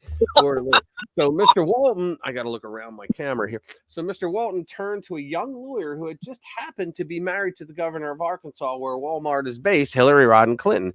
Her 6-year tenure as director of Walmart, the nation's largest company, remains a little-known chapter in her closely scrutinized career, and it is little known for a reason. Mrs. Clinton rarely, if ever, discusses it, leaving her board membership off the table. I can't read anymore because it's below the paywall, and I refuse to pay for the New York Times. I can teach you how to get past those paywalls one day. All right, yeah, you do that, please, sir. Yeah, but yeah, I think Walmart started this before they were big enough to go public. That's how they got bigger. Yeah, well, what I know is everybody said that she was on the board at the time when they came up with the idea. Now, Walmart was around long before the board, yeah, but they came up with the idea of how to take down a town's small businesses. Well, yeah, and also, I'm sorry, let me finish. Yeah. And also, the other part of it was how Walmart was then able to tell companies like the manufacturers of the things they sold, right? They're able to say, look, we're going to pay you X amount of dollars for all your stuff, right? So now we're going to tell you that you have to get it to us, and you're going to sell it to us at a lower price than you do anyone else. And they're like, what are you talking about? They're like, we're the largest chain of this type of store in the country. Yeah. Said, so we're going to buy so much that you're still going to make a profit, but you're going to sell. In other words, they forced them to sell it lower. That was the other thing that Hillary came up with. Yeah, but they had Hillary. to get to that point.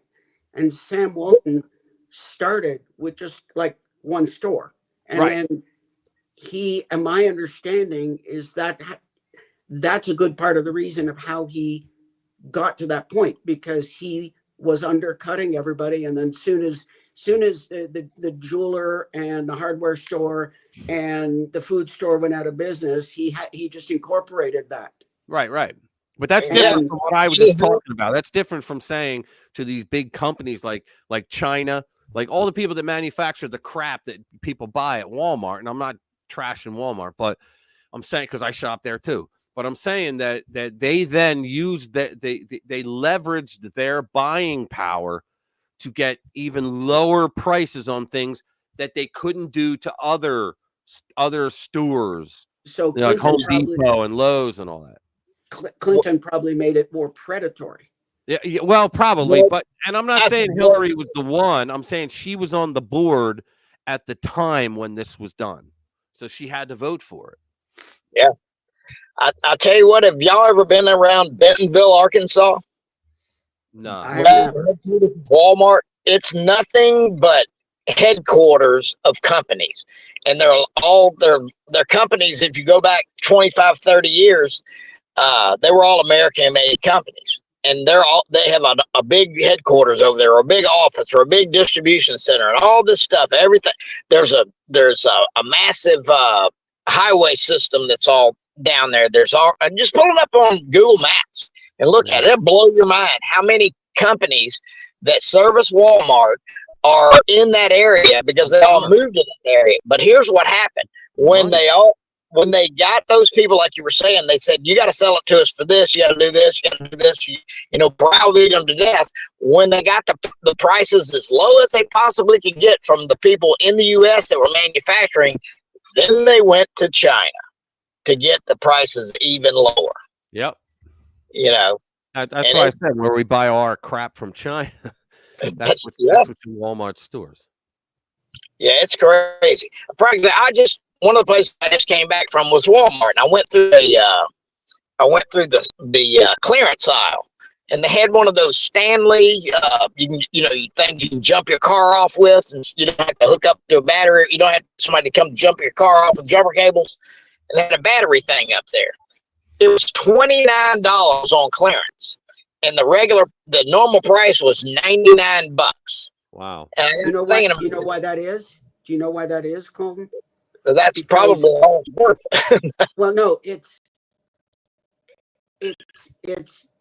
a very good strategic plan if you think about it. Inventory. Walmart has an idea of what they're going to buy and what they're going to sell. Right. Okay. So they buy as much as they think they're going to sell. When the season or the period is done, they get rid of it. They could give it away. They don't care. Right. Yeah. They have allocated a time frame. Yep. They would give it away. Yeah.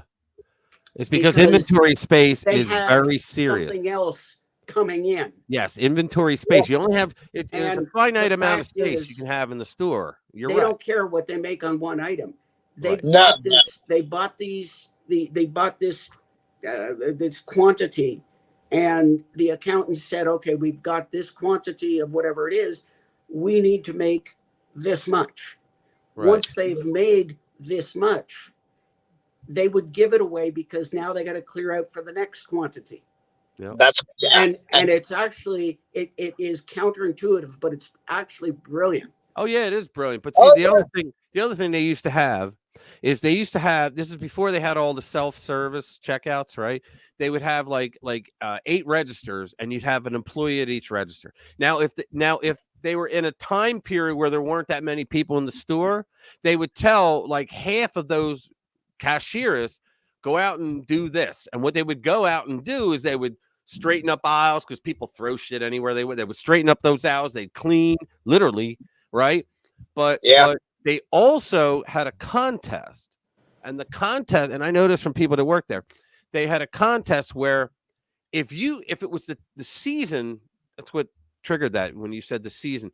If the season was right for a certain product, like for example, if it was the wintertime, there was a lot of snow. All right. So they would get shovels, and they would create a display of shovels where people walking into the store would see it. Right. And if the sales from their idea were higher than anyone else who was competing with them, they won, and they got a cash reward. Yeah. That's what they would do. They were very smart. And how they did it's counterintuitive, but it's brilliant. Yeah. I looked at that thing and I thought to myself, I could probably, I got the money in my pocket. Let me buy this. I'll go put it on the marketplace and sell it, make $25.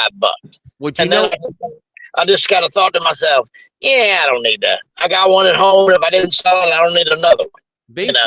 Based on that model, Jade, where I said the inventory space is more important than the inventory when the season changes. Okay, that's basically what you were talking about. There was an entire industry that became $1 billion industry that took advantage of that. Do you know who it was? Tell me. The dollar store. The dollar store. The dollar store. The dollar store would go around and buy up. I remember I interviewed for a management position when I was in college for this new thing called the dollar store. It was before Dollar Tree and Dollar General. It was just called the dollar store. And the guy told me the entire plan. I thought it was brilliant because he said, look, he said, you got things that are seasonal. And he goes, and you only have a finite number of space in the back that you can store stuff. He goes, if you don't sell something because they just didn't sell for whatever reason, you got to get rid of that space because you got stuff in the new season that people are going to want to buy, and you can't leave it outside or inside the aisles. He goes, so you got to get rid of it. He goes, that's where we came up with the idea that we say we'll give you 10 cents on the dollar for all those products and take them all. And he said, in most stores are like, you got a deal because that inventory space was higher. Plus, a lot of that shit they have on insurance. And they can call insurance on it that they weren't able to sell it and had to give it away for a lower price. There's all kinds of reasons, but that was a brilliant idea to take advantage of that. Oh, yeah. There's tax write-offs if you sell it for below what you buy it. There's big time. Yeah. But, so think about that. An entire $1 billion industry was born. And then when Dollar Store caught on, then you had Dollar Tree, Dollar General, and Dollars. Yeah, now they're the $1.50 store. Thank you, economics. You remember Motel 6 used to be $6. Yep, that's why it was called Motel 6. That's right. Yep. Now it's Motel 49. Yeah. I wouldn't know. It's been a long time since I've had to go to a motel. Yeah. Don't want to go back there. I don't want to go either. Yeah, I wouldn't with bed bugs and all that shit. I'd rather go in the back of a car. I'm kidding. Well, hey, that what was Mark's premise tonight? What was he talking about? Oh. He was talking about down in Georgia, how the Dominion voting machines, they're doing an investigation on them because they were able to get into one legally, right? They were able to get into one, and they saw that they had a SQLite database that they were using. And when they went into the SQLite database, they were able to get everybody's administrator user ID and their password, and the passwords weren't encrypted. Now, they don't have to be by law because they're not a credit card or banking system. Those you do. But my argument to him, he had called me and asked me because, he wanted to tell me about it, and I'm IT. So I told him, but I gave him my piece. But the fact of the matter that I said to him was, I said, look, it's not illegal, but it's really bad security because most Americans have like what? Yeah, you have websites you got to log into, like Facebook and all that, right? You have your email you got to log in, all this crap you got to log into, and most people use the same password. Sure, a lot of them use the same user ID as well. So if somebody could break into that system, and it was very easy because they gave the general password out, they gave the global password out on the ECA website. It's DVS Corp 08 !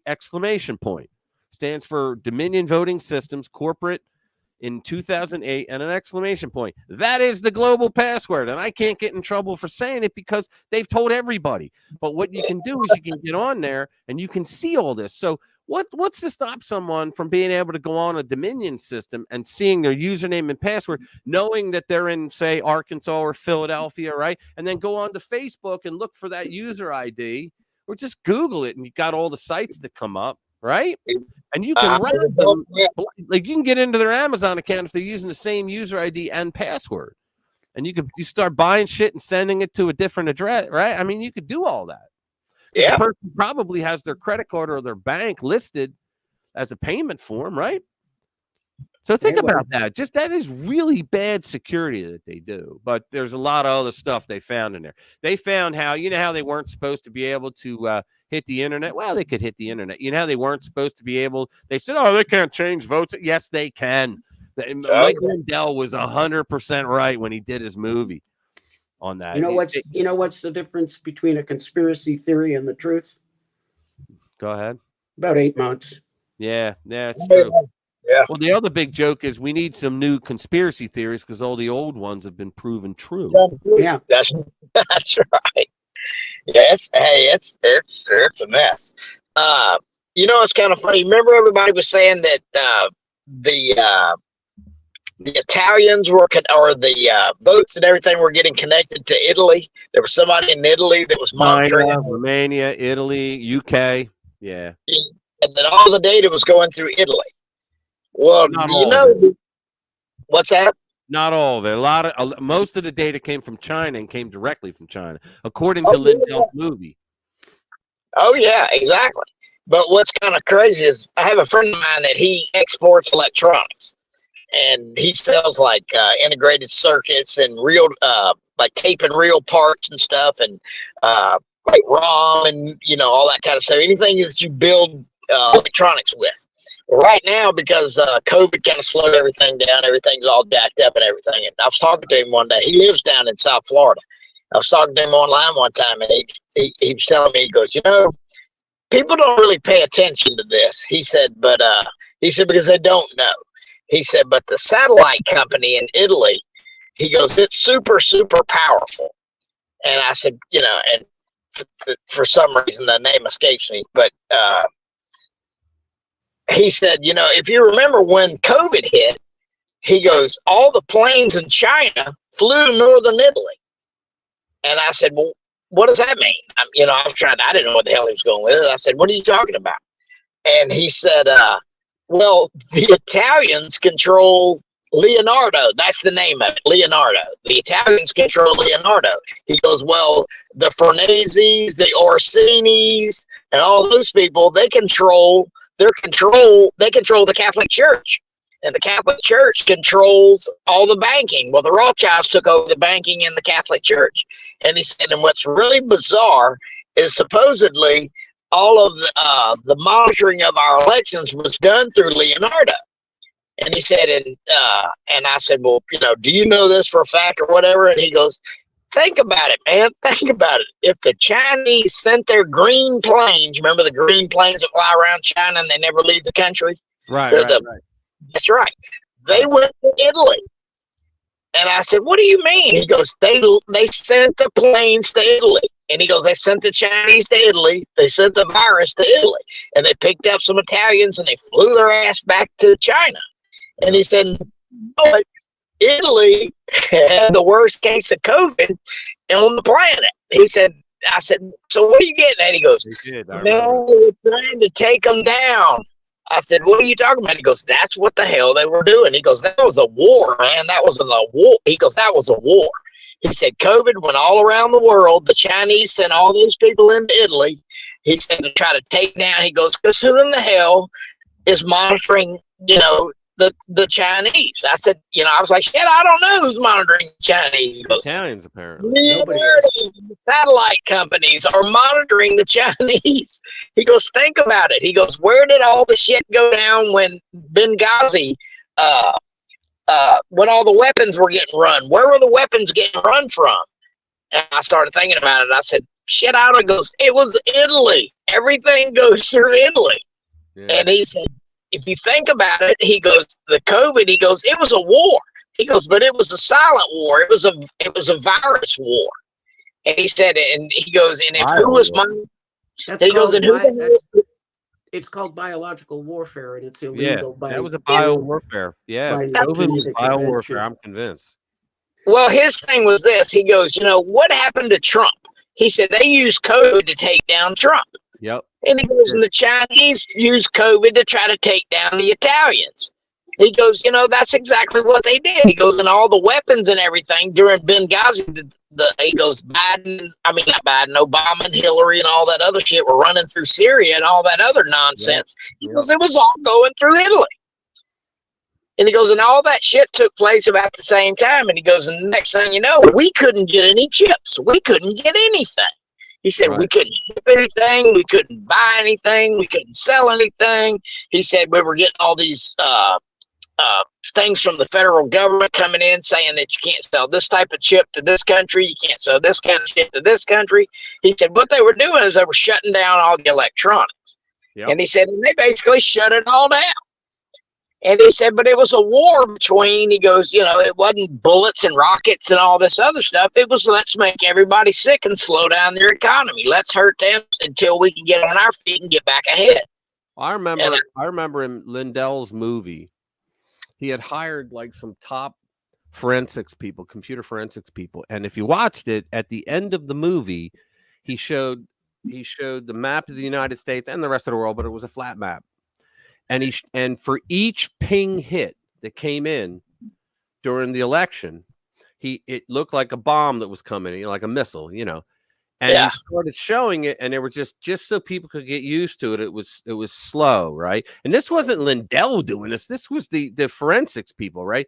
And so you would see them coming in, and most of them came from China. Some came from Italy, Romania, and the UK, but most of them came from China. Then all of a sudden, they sped it up and said, "This is real time."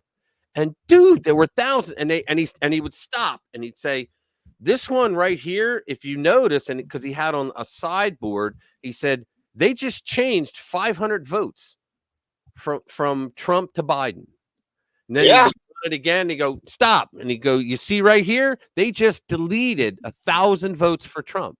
I mean, and they had it right there. But and my brother says, Jimmy from Philly, if you're watching, Jim, I'm talking about you. My brother says, I don't like Michael Lindell. He's full of shit. He said he's going to show us stuff. And I'm like, well, he did. He showed you everything that he had, which was a lot, but nobody. He goes, well, how come nobody ever heard? I'm like, because they blackballed his ass. Yeah, they did. They didn't only just cut him off of every news network, every network period, but they also got the retailers to stop buying his product. Shut him down. Which is why on almost every conservative social media platform, they push his stuff. I used to, when I had MAGA Chat, I gave him free advertising on mine. And a lot of people do that because they want to help the guy out, because the guy did a lot for the country, to expose what they did in 2020. But no one knows about it because they couldn't see it. Listen, guys, I'm going to call it a night. We're going to shut down. We did 3 hours, 20 minutes, which is awesome. For you guys that stayed with us, I love you all. Thank you very, very much. But thank you, everyone. Hit the like thanks button. for coming on, Colin. Thank you. A lot of fun, man. I'm glad I made it home in time. Yeah. I always love when you come on, because you always got these great stories about things that I wouldn't know the first thing about, but I read in the headlines. But I prefer to hear them live from you. So thank you. I hear you. All right, man. Well, y'all have a good night. Yeah, you too, man. Y'all be careful. Everybody have a great weekend. Yeah, have a great weekend. Watch the videos, please. Send links to your friends. Oh, everybody hit the like button before you leave, please. It helps. And we'll see you next week. What do we got here? How many we got? Hit the like button, please. Yeah, we got 19. All right, good. We'll see you next week, man. All right, see you guys. Have a good one. See you, Dr. Jade. I'll talk to you during the week. Yeah. I'll Catch see you later. All right, later, guys. Bye-bye.